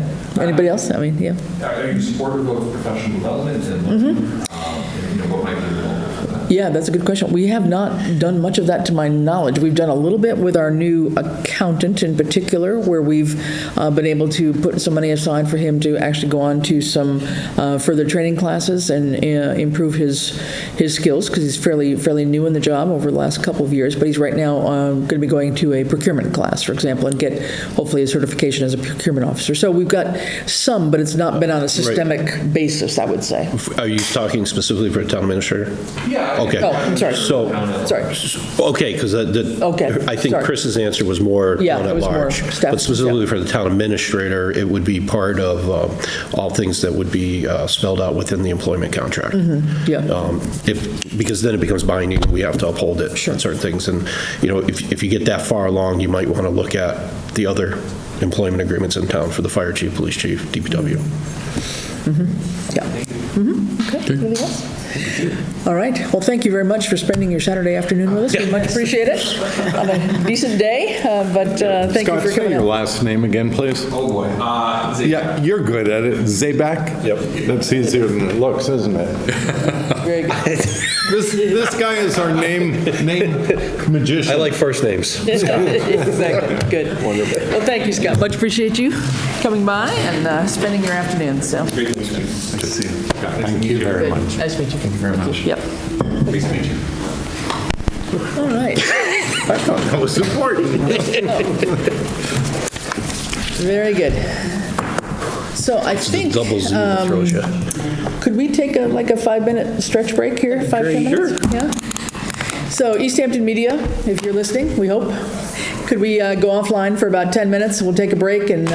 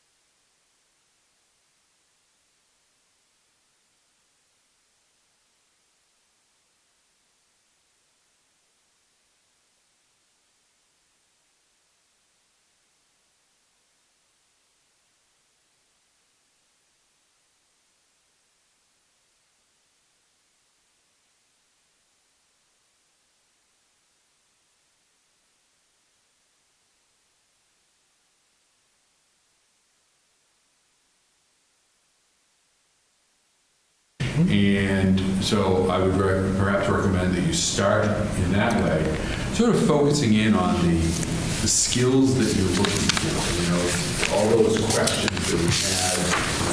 Who checked the box with the strongest financial management? Whose style of leadership did you like the most? Which one had the planning background and project management and so on and so on as you go through it. And then you start to think about the attributes that we identified in your position statement, but we didn't just pull those out of anywhere. They do sort of mirror most town administrators, but we got many of those key buzzwords from you.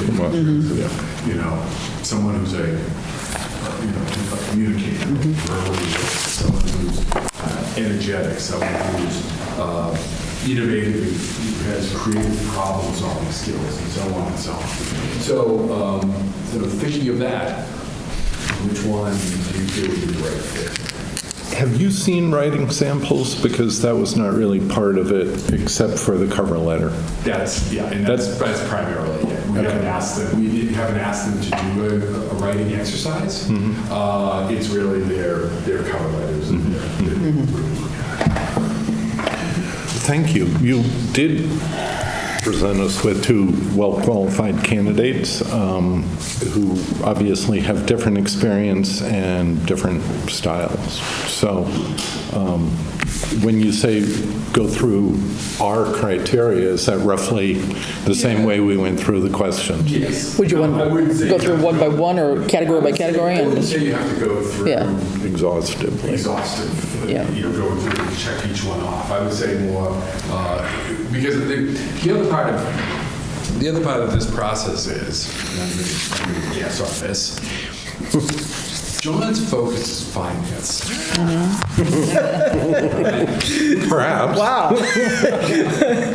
I care about the other things, but this is really where I am. I don't know. We don't need to label people. Other people are, so that's what makes sort of, sometimes when we try to do some type of scoring exercise, it's so challenging, because how do we say that, in John's case, that's 50% of the battle.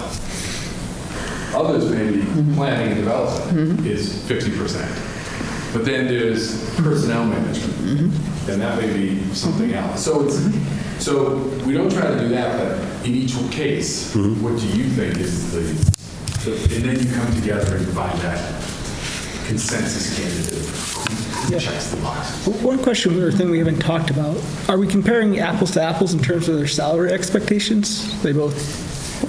We have the salary posted out there at that 100,000 plus or minus, but the market, again, I go back to it, the market is such that, we've given them a sense that based upon some back and forth here, that you're going to have to go up some. Up some, yeah. Up some. Okay. Yeah. You have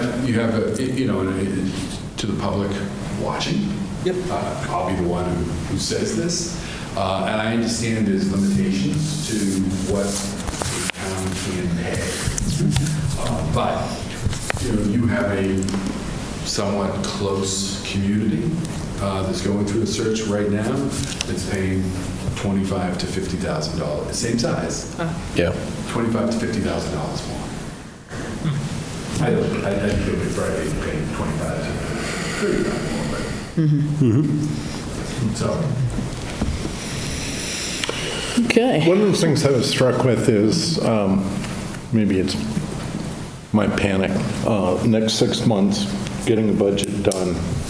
So it's not only getting familiar with the community and the job, steady state, but it's real intense for the first 6 months, given our past experience, current level of personnel. Sure. And I get the sense that they both can spreadsheet, and Ryan probably has done more complete budgets in different circumstances, but in that respect, it seemed to me, my impression, was that Scott had even stronger analytical skills. repeat that? Yeah, I think that came across. I mean, for the record, I think either one of them would be a great candidate for us, for the town. And on the budget issue, I mean, the next 6 months, I think as long as we do what we've constantly done, which is insanity, but we do that and not try to change the budget process to actually comply with how we're supposed to, we can get through that. Thank you, Joe. Which basically puts the weight on the select board one more time. But I think either one of them would be great. I like each one of them for different reasons. But I guess, not to cut to the chase, but at the end of the day, right now, if I had, without hearing everybody else's input, but just my own vision, if I had to say who's one, who's two, I would say that Scott is edging out for my number one vote. I'll be personally. I was really keyed into our energy and sometimes lack of energy and how the candidate responded and whether they got the sense of the question or took us in a direction that really informed what we were getting at. Again, I saw a difference, a lot of confidence, but I was much more comfortable with Scott's appreciation of the question and give and take. Ryan, knowledgeable, direct, but there seemed to be a different quality of engagement with Scott. Scott is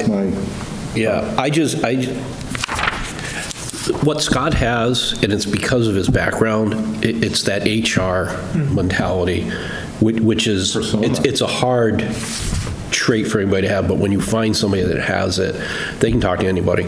He even brought it up. It can be the facilities, which is the fancy way of saying the custodian, down to the bottom of the city hall, or it can be the DPW superintendent, and have the conversations and make everybody feel equally and work with that.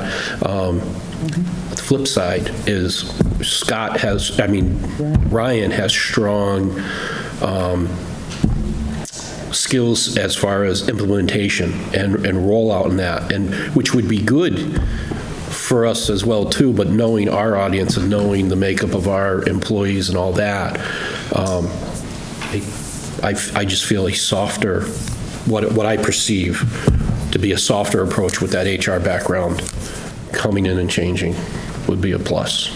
But I don't know, you guys? Yeah, go ahead, I'll wait till last. If I think about the two candidates, I think you said it well, where they both offer advantages in their own right. When I look at Mr. Nutt, I see someone who could hit the ground running, who is basically has done similar roles in the past, and short term, if we wanted someone like to fill the role immediately, he would be the choice there.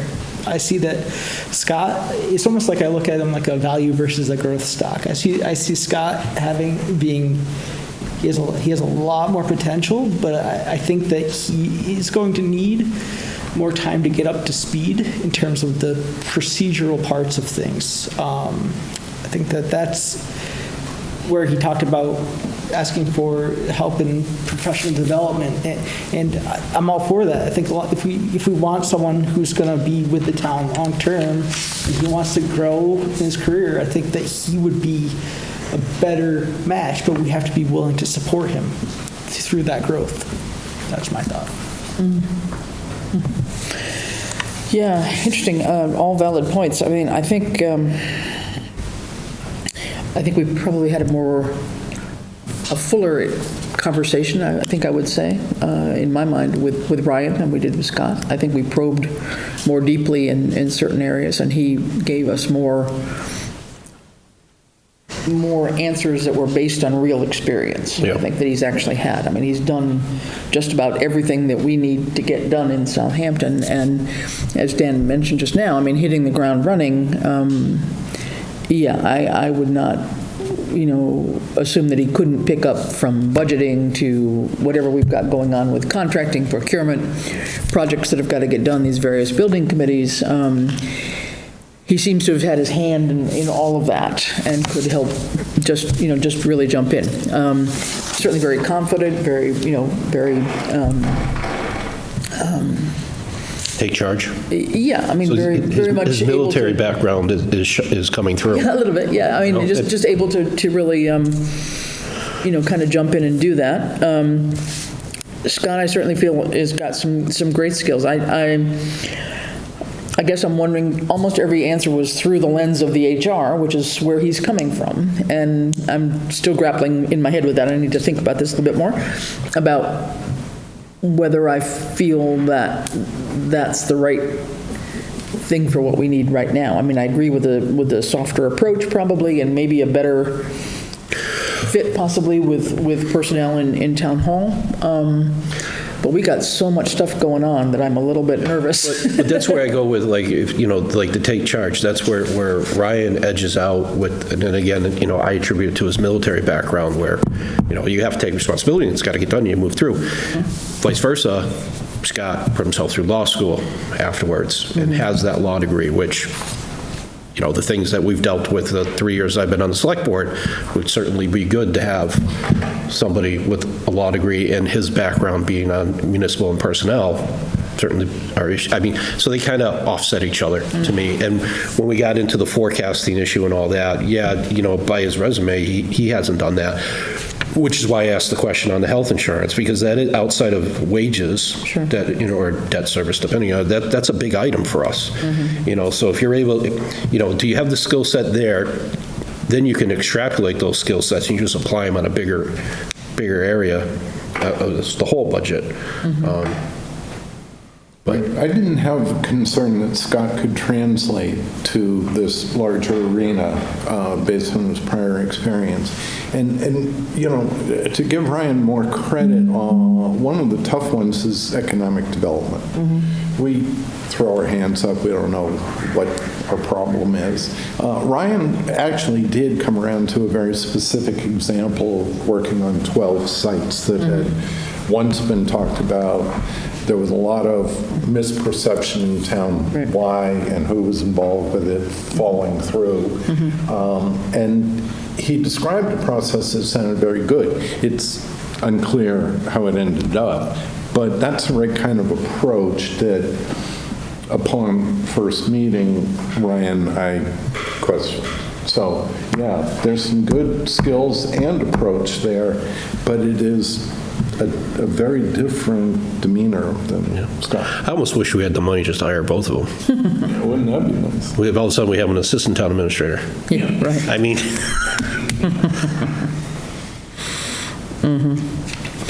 And I guess I wonder too, I don't know. Yeah, the things, I'm just hesitating a bit because I think at least Ryan has had that background as a town administrator. He's seen the small town nature all the way on up to this, situation he's been in Palmer and places in between. He seems to have an affinity for Western Mass and small towns, so I did appreciate that notion. I guess I'm wondering whether Scott is assuming too much of a staff underneath him to be able to delegate to. I mean, he's going to end up having to be a whole lot more hands-on than he probably has ever been in any position that he's had. Yeah. And I don't know if we came across as clearly as we might have in our questioning about what those realities here are. I don't know. But I think you probably, it seems that they've both done they've done their homework. Both had specific things to cite back to us, from looking at the overrides, so last year's town meeting, the ARPA funds, knowing things that we were going through. So they've done some homework for sure. Yep.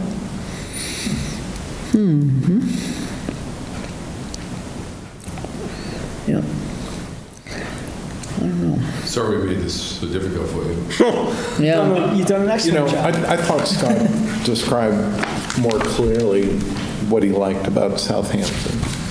And it seems more realistic to me. If I lived in Hardwick, I'd stay home. That's my perspective, and it's unfair to even say it in this context, but yeah, there's a lot to unpack there. Yeah. I feel it's a shame that there's four of us, because I think we may be divided on this decision at this point. I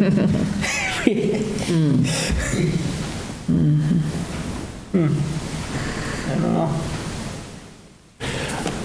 Maybe we should talk through things more. Yeah, we need to keep talking about things that we sound like, I think. Reject either candidate out of hand. We've got to compare two goods. That's the challenge. Yeah, so I think, you know, in comparison, I don't think we need to put a lot of weight on the chief procurement side, right? Because Bradley is going through that, and we had already planned on shifting that away from the town administrator, which came up after we did the summary. So I'm not concerned. I don't think either one of them, it's not clear to me that either one of them, I know Scott doesn't have it. I don't know if Ryan has the state designation as CPO. Similar. I wish I thought Ryan did. Okay. But then again, it's easy enough to get that too. Yeah, right. But we made an earlier decision when our current administrator was leaving to shift it to the town accountant. So he's actually, next week, he's in his classes to do that. So I'm like, okay, so we don't necessarily need that. I think either one of them can get through the budget process.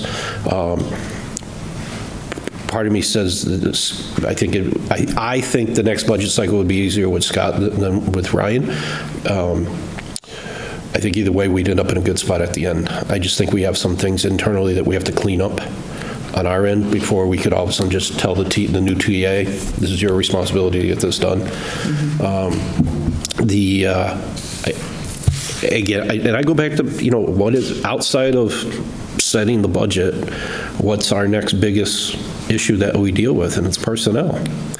You know, and to, you know, my former colleague who tried her best to get us an HR department, this is kind of two birds with one stone coming in, and maybe in my mind that's where I keep going back, knowing that HR is definitely a weakness in our side, and this is a bonus to get this level of HR expertise to come on board. I mean, I didn't ask the question, Stephen asked the question, but I mean, I also see that there's potential savings with having somebody that has experience with the law and all that possibly there'll be less things will come back from KP Law because upon initial submission, they'll be cleaned up. Triage, knowing when to go and when to hold back. Right, and we are such a, in my view, this is negative, but we are such a disorganized town form of government to start with, where everything's flat and everybody's got their own boards and nobody really reports to anybody.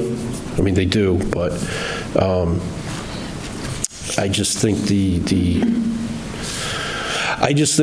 overall citizenry and employees will react more willing to a softer approach.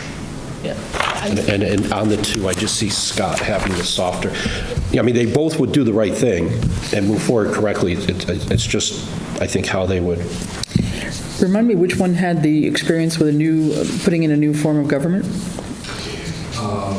think you're probably thinking of Scott.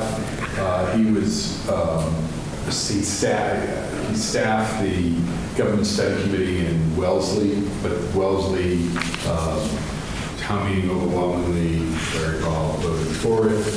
Not overwhelmingly. Yeah, who lost it at the ballot box? Yeah. That was Scott? No, that was Scott. Yep. We did the search for the executive director or director of general services, general government services. Right after that, I can confirm that it was a very contentious time in the town. It basically came down to just a couple of the elected bodies. Right, and we're considering implementing the 2016 DOR recommendation where we change our entire form of government. We're talking about it anyway, yeah. Yeah, no, we are. I mean, yeah. That's why I asked the question. I couldn't remember which one. And I was trying to look at it in the resume, and I thought I read it somebody's cover letter or something. Yeah, that was what he did. None of the communities that Ryan worked with. Yeah. Okay. I guess I wanted to touch on what you said about Scott's HR experience. I think that when we do get that Collins report back, that will be something that comes in handy. So you bring up a good point. Yeah, he's definitely had that already, a different relationship with Collins too, from some professional training experience and whatever he's put into place for programs with the staff. That's right, that's right.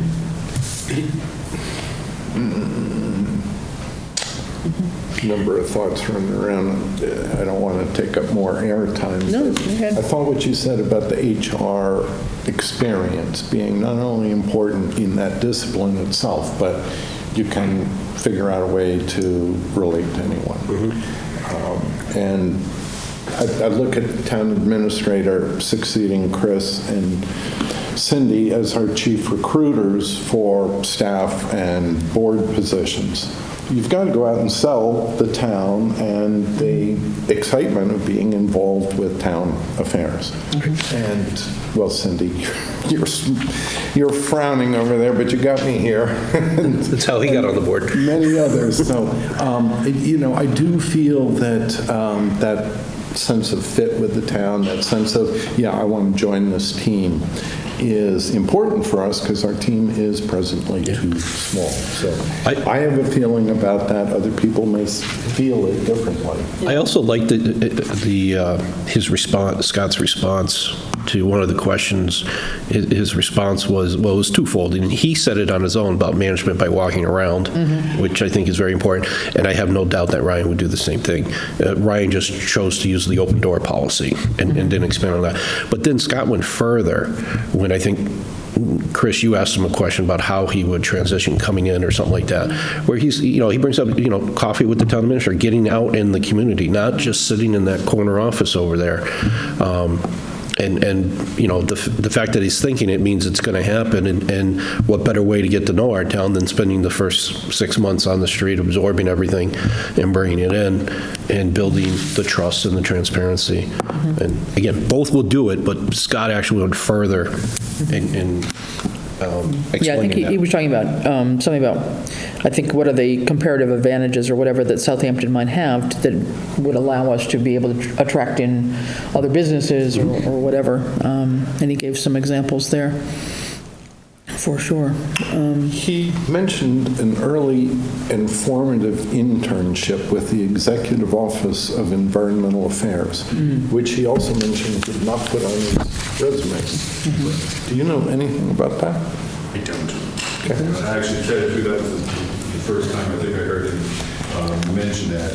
He did, just on the, quickly here, he did, he did not mention that. I'm assuming it was a relatively short internship. Oh, sure. But at the executive office level, you're exposed to so many different facets of not only state government, but municipal government, given home rule, federal government, given designated roles. And I heard him say executive office a couple of times in terms of outreach for economic development. Perhaps, now I'm not sure he said environmental affairs, but. Yeah, I believe it was environmental affairs. Well, I had a similar formative life experience, and I'll just leave it at that. Yeah, I think the thing, sort of looking at, leadership style, I think I found them somewhat similar in some ways in terms of, showing their leadership by, I think it was Ryan that was talking about, being an ambassador. He sees himself as approachable. He wants to get people comfortable. He's fine leading teams. If there's a big project, get everybody on deck kind of thing. I mean, that I thought was, pretty clear. So I didn't see a big distinction necessarily between their approaches there. It's a matter of, I guess, again, I think we're talking more the approachability aspect of working with somebody rather than the technical aspects, which I think Scott acknowledged that he may not have the technical knowledge on something, but he knows how to motivate people to get the job done. that he could work with people to help get something done, even though he doesn't have the technical background, so. He's also had a large staff. He's had a huge staff and a pretty huge budget. So this is a many hats environment. Yeah, and I mean, the town structures that he was describing in other towns are just, I was just amazed to hear how those towns even function. Which two are we talking about? Scott, with I think Wellesley, right? I mean, the no town administrator, no town manager, and all this, it's just very different structures. Right, Yeah. it is a very unusual, it's the only one in the state like it. And they do have all of these elected bodies, and then they have Yeah. so much of the the budgeting goes through the executive director's office. And, But he's the HR director, he's not the executive director, right? right. So he's still one step away from that. It's one step away from that, correct. Yeah, Right. okay, yeah. Yeah, I mean, I think, again, I just have to keep coming back to the multiple projects and things that we've got coming along, and especially our two big construction projects that are not that far away. And, I mean, it's obviously Ryan that's had the experience with doing construction projects more than Scott has in terms of managing those. But, again, it's a matter of getting the right people on board to, know what you've got to do. I mean, Do you have building committees for this? we do, yeah. But it's, I mean, all volunteer. I mean, there's a few that have got, we've got some architects, some people with some background in construction and so forth, but just understanding the whole approach to what's got to come first, from the land procurement to whatever. What are all the steps we've got to go through, and what's the timeline to get all these things done in order to get it, ready for town meeting in 4 months' time? I mean, it's just like, there's a lot of stuff that needs technical guidance, I think. Just focusing on just those two even. So that's where, again, I certainly felt that Ryan was stronger in terms of his background, the way he put it out, as well as I think his resume alluded to that. And he's the one that had gotten some grant money to work on housing too, which also is a huge need here in town. So, I mean, all of that, I was, much more leaning in that direction in terms of the things that he's gotten done. Quite solid, I thought. So, no. I hear two down there. I don't know if I've actually heard a damn thought in terms of which leaning you're going to. I'm I think we're all saying this is a great position to be in, right? Yeah. We have two great candidates here. I would like I tried to say before. I think that Ryan has the skills to hit the ground running. Where I think that from my interpretation, it's going to, if we're willing to support Scott, then he'll get there. But I think that the select board is going to have to take on more responsibility in the short term with him. That's my concern. I mean, maybe it's my perception. I could be wrong. But you brought up some good points about his HR capability. Yeah, and I guess I'm just having trouble weighing the technical knowledge and hitting the ground running with how we function on a day-to-day basis in town hall. I mean, where do we make the concession? I guess what's the least impactful in terms of how we choose someone? I think they both got the core skills, if not the specific experience. And I think the ability to attract additional talent to do the technical pieces as a volunteer, as a committee member, or task force member, I feel a distinct difference there. Maybe with Scott, I see that in some ways our town does need to grow its government in terms of the hired staff that we have to fill the different roles that we need. We have relied very heavily on volunteers, and maybe over the upcoming decade or whatever, we'll be moving to a larger staffed government. So someone who has worked with that level of organization would maybe help us in building out our bench, building out our team here, identifying where our skill gaps are and how we can best have the appropriate level of support for the town of our size. So. And, I always hear in nonprofit and government circles that we ought to have more partnerships with education, right, especially with higher ed. And of course, we will salute that. But actually making it happen, we got some specific stuff from Scott about, using your term, building up the bench, and interns who may be paid, or internships, or junior staff. I think we made an excellent hire with our, it's Tom Bradley, assistant town accountant. Obviously, he doesn't have a world of experience, but he's got good core skills. It's true. And we're going to have to do a lot more of that, and innovating different ways to provide services rather than always the least paid and most talented. Most qualified, lowest paid. Oh, thank you. Qualified. Okay. I could live with either one of them, but I do have a strong preference. I have been swayed to side with Scott now.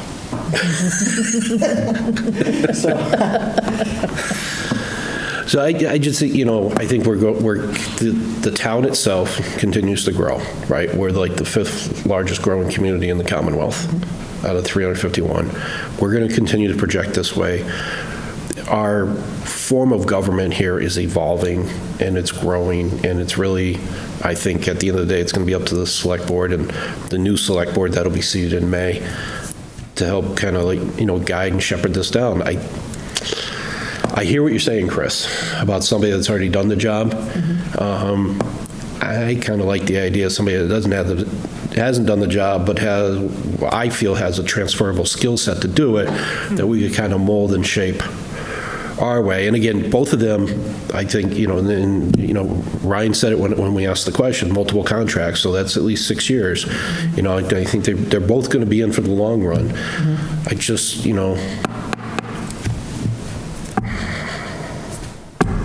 Yeah.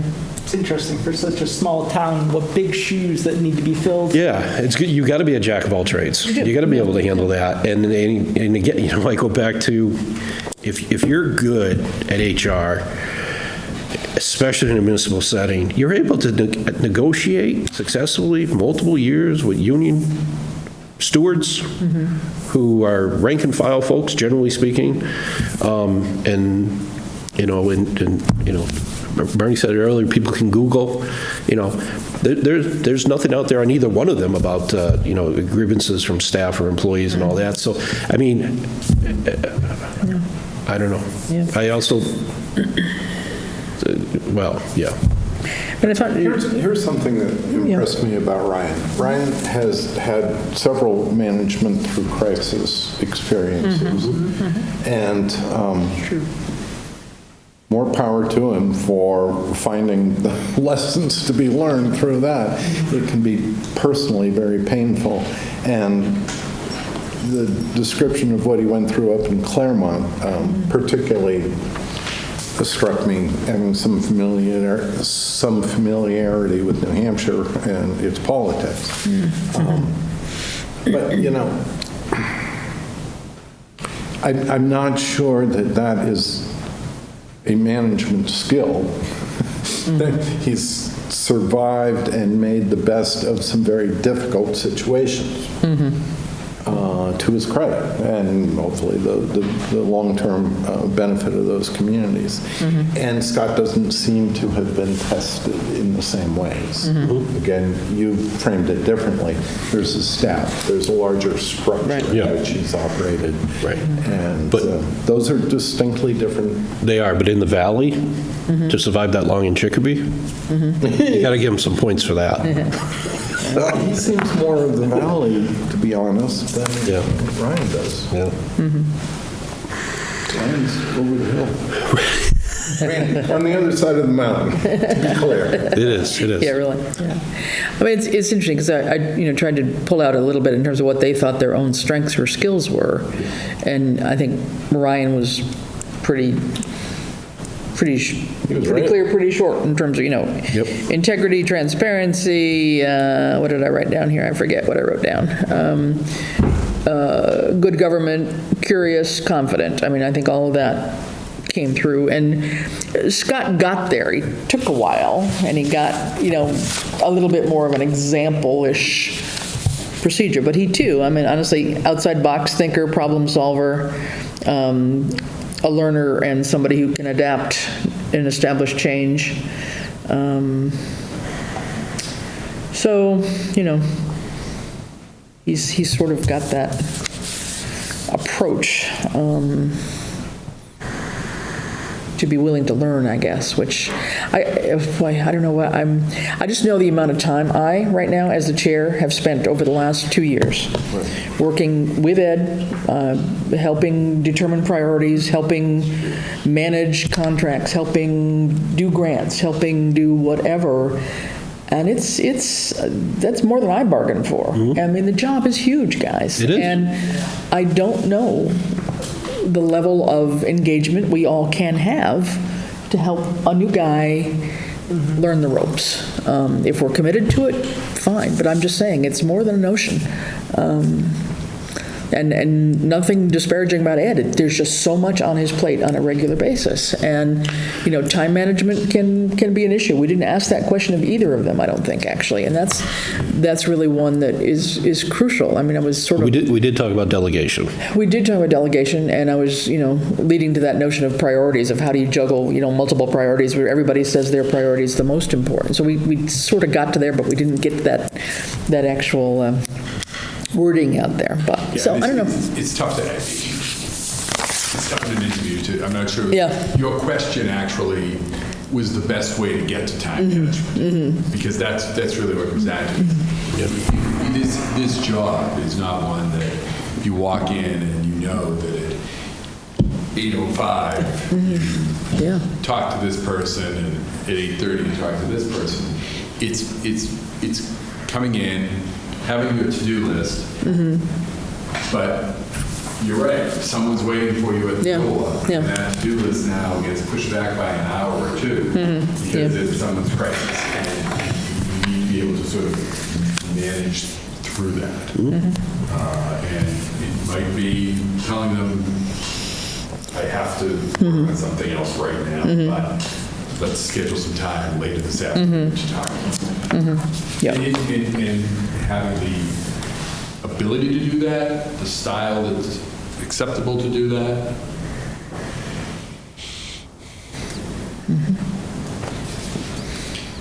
A back door to get into the office.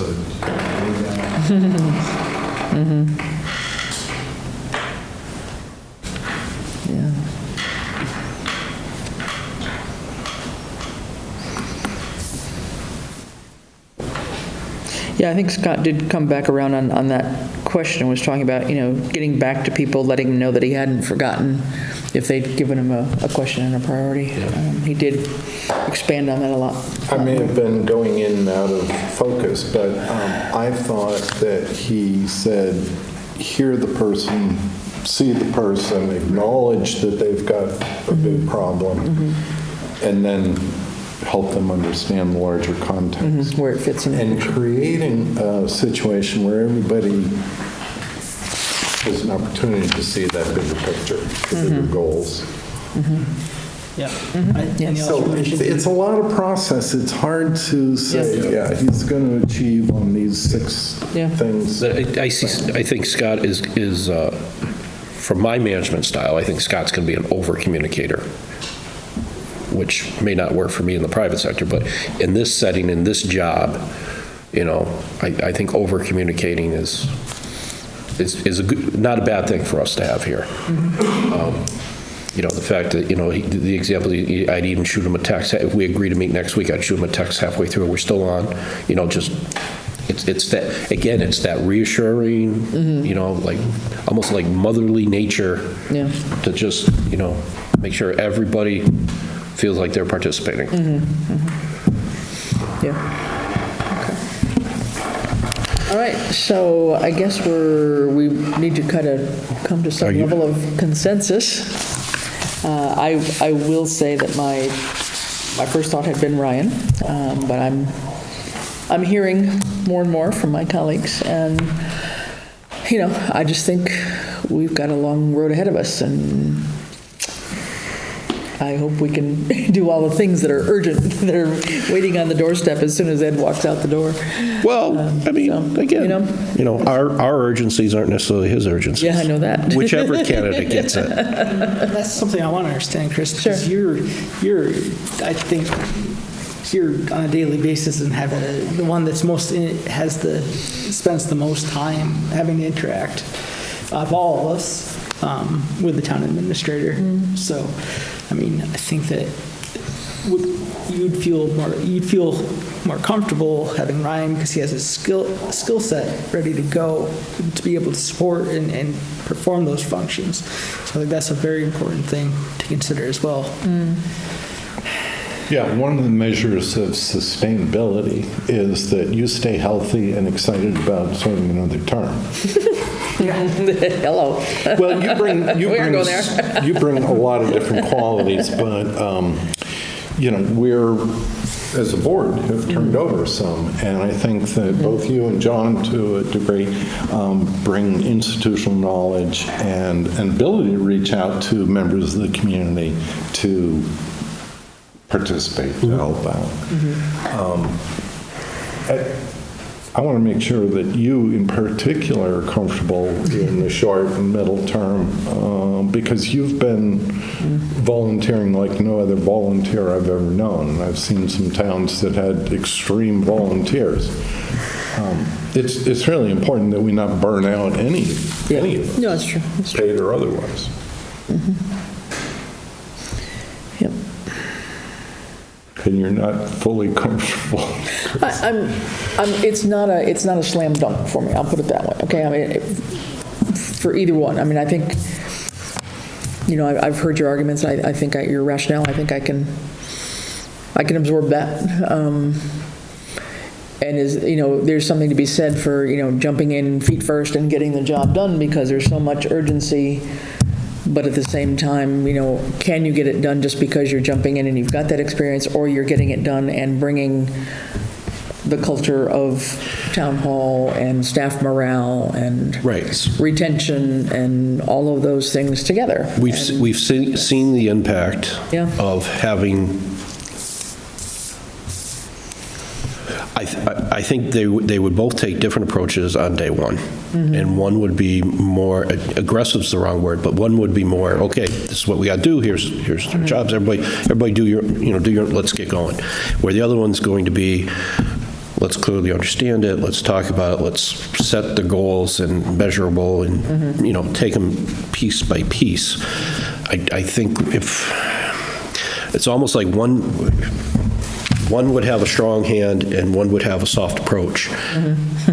Knowing our staff, the strong hand's going to create walls to start with that I think eventually will be able to be torn down and everything will go. I think our staff would be more open to the soft approach to start with. And we might actually get more things done. Because the capital stuff's going to move forward. The town administrator is on those committees, but there's other folks on those committees. Each one of them have their architects design, and a lot of that's going to, the rail system. I don't see, other than the budget, I don't see a bigger item in the next 5 months.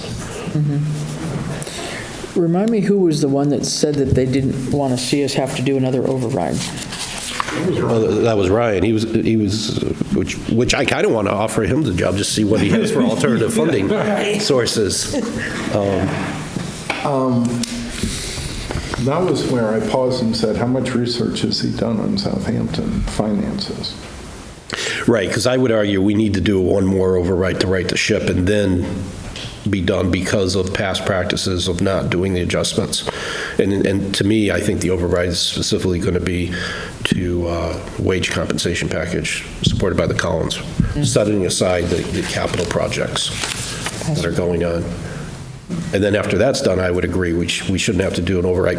But on the other hand, Proposition 2.5, by its initial design, was meant to have overrides and reset the ship every so many decade or so. Breaking that message to the community is not always an easy one. I do have a question in terms of, he's around to the end of February, right? Correct. So technically, if one of these two candidates were to give their 2 weeks' notice, they'd have a month of overlap? Well, Ryan is obviously not, right now, he's not employed, right? He's free, he's a free agent. Okay. Whereas Scott would have to put in his resignation. So one could start immediately and the other one? One currently reports to work and the other one doesn't. Beyond that, I don't think we've explored True. Okay. start dates. Right, yeah. You don't know if it's going to be just Yeah. 2 weeks, it could be a little bit longer. Right. Yeah. And you don't know, to your point, I think, you don't know whether Ryan is available to walk right in here on. Yeah, Yep. right. I shouldn't have seen, Yeah, but he is I'd technically also free agent. caution you a little bit. I understand the value of some overlap, but it's very awkward to have an extremely long overlap. Great. Because you have Yeah, two people sort of, yeah. one's waiting, one's, More than that. it's awkward. yeah. I think personally, in my discussions with Ed, we've talked about, a good week of overlap. That's kind of what we've been talking about, so Yeah. not a month. Tour all the buildings, here's the keys, here's the switches. Right, sometimes I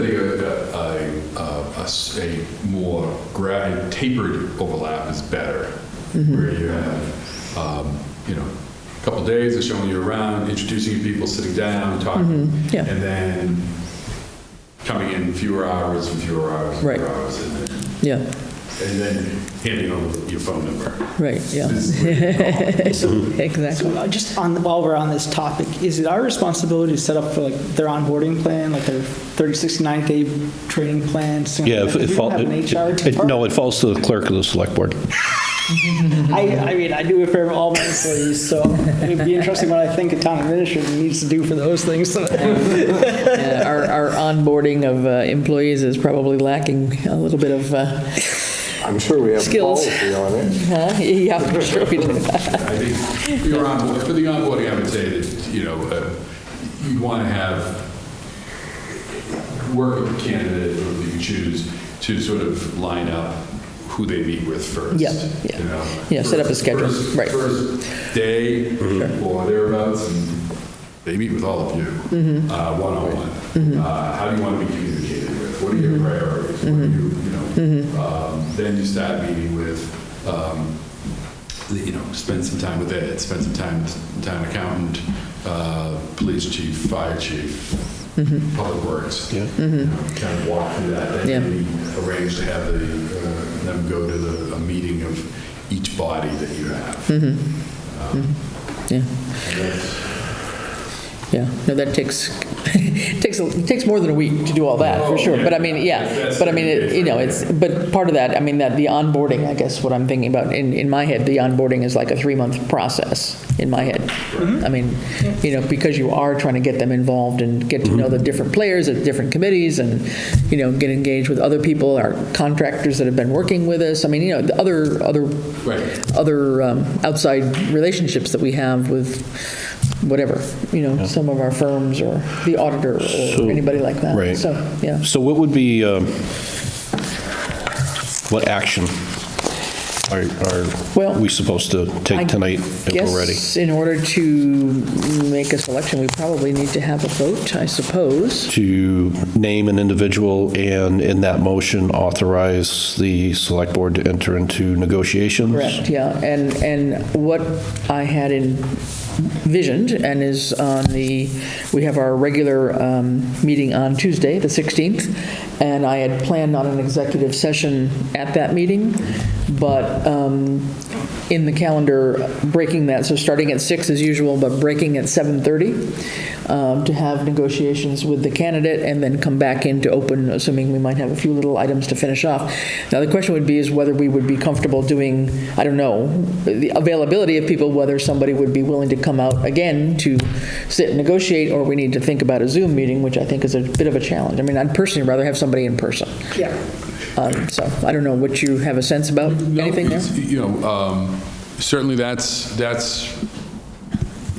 could work. We would certainly streamline things. Most communities, I'll tell you, they make a selection like this, and then they have an executive session right after it. And I didn't realize you don't have that posted for today, but you have that posted for just a couple days from now. Tuesday. So then you would get there, and then maybe you sit down and you think about, okay, what do we want to start with an offer? Or who do we want to authorize to? You could do that today. Is like make the motion, make a selection, and then say, okay, we want to authorize. Are you going to have the person negotiating with the entire board on Tuesday night? Well, I think that's oftentimes what we have done in the past, where the person comes in with their expectations. So you need to think about what your. It's going to be hard to do negotiations. It's done, but it's hard to do negotiations with it's always like who makes the first move. Yeah, right. You're going to have to make a decision. You have to have a discussion amongst yourselves as to what you want to offer. Right. And so if you sat down on Tuesday night and said, okay, this is what we want to offer, this is sort of where we want to set things up to start with. I mean, I haven't looked at Ed's contract in a while, but I'm sure it's a good basis. If I had to guess, it was probably written by KP Law, which mirrors almost every other employment agreement that's out there by administrators, and then you sort of fill in the blanks. But I'm happy to sort of serve as a resource to you on some of that as to what makes sense and what. Yeah. Okay. I mean, we would have a draft, for example, using Ed's contract as a basis. Right. Leaving certain things blank. But in terms of, just the way we would offer whatever vacation time or personal days or any of that. Most of the contract is pretty boilerplate. Exactly. Except for things like benefits and salary, right? Exactly. Most of the rest of it is pretty standard. Yeah. Having said that, though, I wouldn't want to, that to me would be a first meeting with somebody to kind of go through this and hear what we can know from them in terms of what their expectations are, and then chances are we may still have to have another meeting to figure out how to try and meet that expectation. But no matter what, I would want KP Law to review our draft contract before we put that out there to the person. They could see a draft of the template, but it's a draft, right? But the final version definitely has got to be vetted by KP Law. Yeah. Even though he's a lawyer. Would you see your role between now and Tuesday? Would you present to the candidate a form of contract to stimulate their thinking as well as ours in preparation for the... I could certainly do that. What I could do is I could send you what we can. The first thing I'm going to do is when I leave here is I'm going to call the candidates and tell them where you are. The second, and then as far as the sort of passing on the contract or doing something, if you got me Ed's contract, I would be happy to send that along and say, okay, this is what you're starting with as a template. And the board needs to talk about different aspects of this, but you need to think about what do you want modified? And then you let them come forward with, and that's what they're going to be focusing on. They're going to be focusing in on salary, benefits. There may be some other language, you know, and I'm just pulling this off as an example. And I'm sure it's in Ryan's contracts as he said, but Scott referenced professional development. That is standard language. It's probably in Ed's contract. It is, yeah. You know, so professional development for most managers, administrators, Yeah. is membership in the Yeah, membership is for sure there, but I'm not, Managers Association, Yeah. probably membership in the STAM, the Small Town Administrators Association, attendance at certain meetings. That's, you know, and then, yeah, I would think that would be it. You know? yeah, there's that level of stuff, I'm pretty sure is in there. Yeah. I don't think there's anything in there for other educational development or whatever. Yeah, and there may be, you know, he may have an idea. Off the top of my head, you know, some managers look for membership in ICMA. I don't know if it has that. You know, that's not a overly expensive cost to belong to ICMA. What becomes the expense there that you have to think about, or they would have to think about, is attendance at the annual conference. Because that tends to be, it was in Boston in 2013, it's not coming back to Boston for 2030 something. So, you know, it's going to be something that you'd have a cost affiliated with that. But managers meet, Massachusetts managers meet, these are all around the state. Yeah, there's a spring conference that's in down in the Cape, there's a fall conference that's in sometimes either Amherst or Worcester or something like that. For the MMA, you mean? For the MMA, Massachusetts Municipal Managers Association. So, You know, that's kind of the feather in Scott's hat, is that he actually asked about professional development, and he's looking to grow. Someone who wants to expand their knowledge base, so something to think about. We're playing Okay. criteria. Well, I could definitely get you the boilerplate probably tomorrow morning. okay, Tonight. if you could do Tonight, that. maybe, but then- tomorrow morning, I'd say. Yeah, you can do that, and I'll send it off, and then Tomorrow's what? if you, and whoever you choose, so we've done that yet. No. Delaying that, I guess.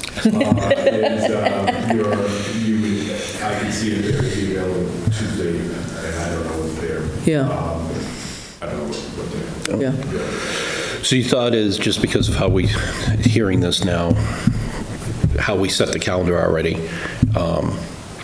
and we don't have the ability to do executive session after this, because it's not posted. Right. So the first time we can have executives Tuesday. And if the candidate could not make it, if we want to have it in person and the person couldn't make it, then we'd have to have a separate executive Right, session. but I'm thinking we can have our executive session, the first 30 minutes or 15 minutes could just be us. True. So we could talk about, okay, where's everybody's comfort level, here, then bring in the candidate. Yeah. And, you know, perhaps they meet us right at the number we say in a perfect world, whatever the case may be.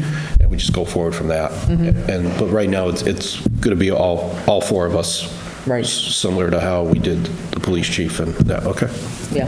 And I know you'd like to have a person here, but it sounds like it might be a pretty short, it could be a potentially short meeting with them. On the other hand, it could be, Yeah. let's talk, okay, go out the hallway. Right. We'll come back and. I think in a perfect world, although I did, you know, subject to review by KP Law, if we could get to a conclusion Tuesday night, that might be the preference. Even if by Zoom, or? Yeah, I mean, well, I also say, I mean, if you're negotiating for a job, I mean, my guess is they're going to want to be in person. I mean, if I'm negotiating with somebody, I'd rather be able to read everyone's body language at the same time than whoever, because the camera's only going to pop on one or two of us. Very true. Yeah. Well, we've set executive at 7:30, so if we did 15 minutes or so, you know, of chit chat before, or in that early part, I don't know. I would be happy, you know, I would be happy to assist in that, except that at 7:30, I'm scheduled to be in Yep. Reading by Zoom. So that may take about half an hour. So if you want me to meet anyway, I couldn't do that. We could Zoom you in at 8 o'clock. You could Zoom me in at 8 o'clock or something, depending on how the select board is ready. Oh, well, then I'll make a motion Okay. that we offer the position of town administrator to Scott Zabak, subject to successful negotiations to take place Tuesday night by the entire select board. Okay, have a motion? Can I have a second? Second. Okay, all those in favor? Aye. Aye. Aye. Aye. Okay, motion passes. I would, yeah, Scott, and I would, when you communicate with Ryan, that, they're both very equal and just, and we thank both of them, but specifically Ryan for applying and going through the whole process. Chances are he may be, I don't know, he may be watching. It's true. There we go, so, good. I will do that. Great. Both of them, let us know. Yeah. And No, I think these are both great candidates for us, Bernie. When you first mentioned that there were only two, I was a little bit disappointed, honestly, that we had only two, but I think this is obviously, given our discussion, this was a tough choice. You've got some great skills on both sides, and I think in the long run, we'll see what seems to be the best fit for what we need and the potential to grow into the position, and maybe mentor some of the other staff as well, so. And thank you to you and the firm for Yes, helping us exactly. this far and getting us. Yeah. Oh, I appreciate it. It's much better than what we could have done on our own. Oh, gosh. a little bit longer than I would have liked. Yeah, well, And you would have liked. understood. Well, But hopefully in 15 years, we do this again, you kind of get a little better. Could I have a motion to adjourn, please? Motion to adjourn. Second. Second by Dan, okay. All those in favor? Aye. Aye, all right. We are adjourned at a couple minutes past 5 o'clock. This government meeting is brought to you by Eastworks and our local cable subscribers.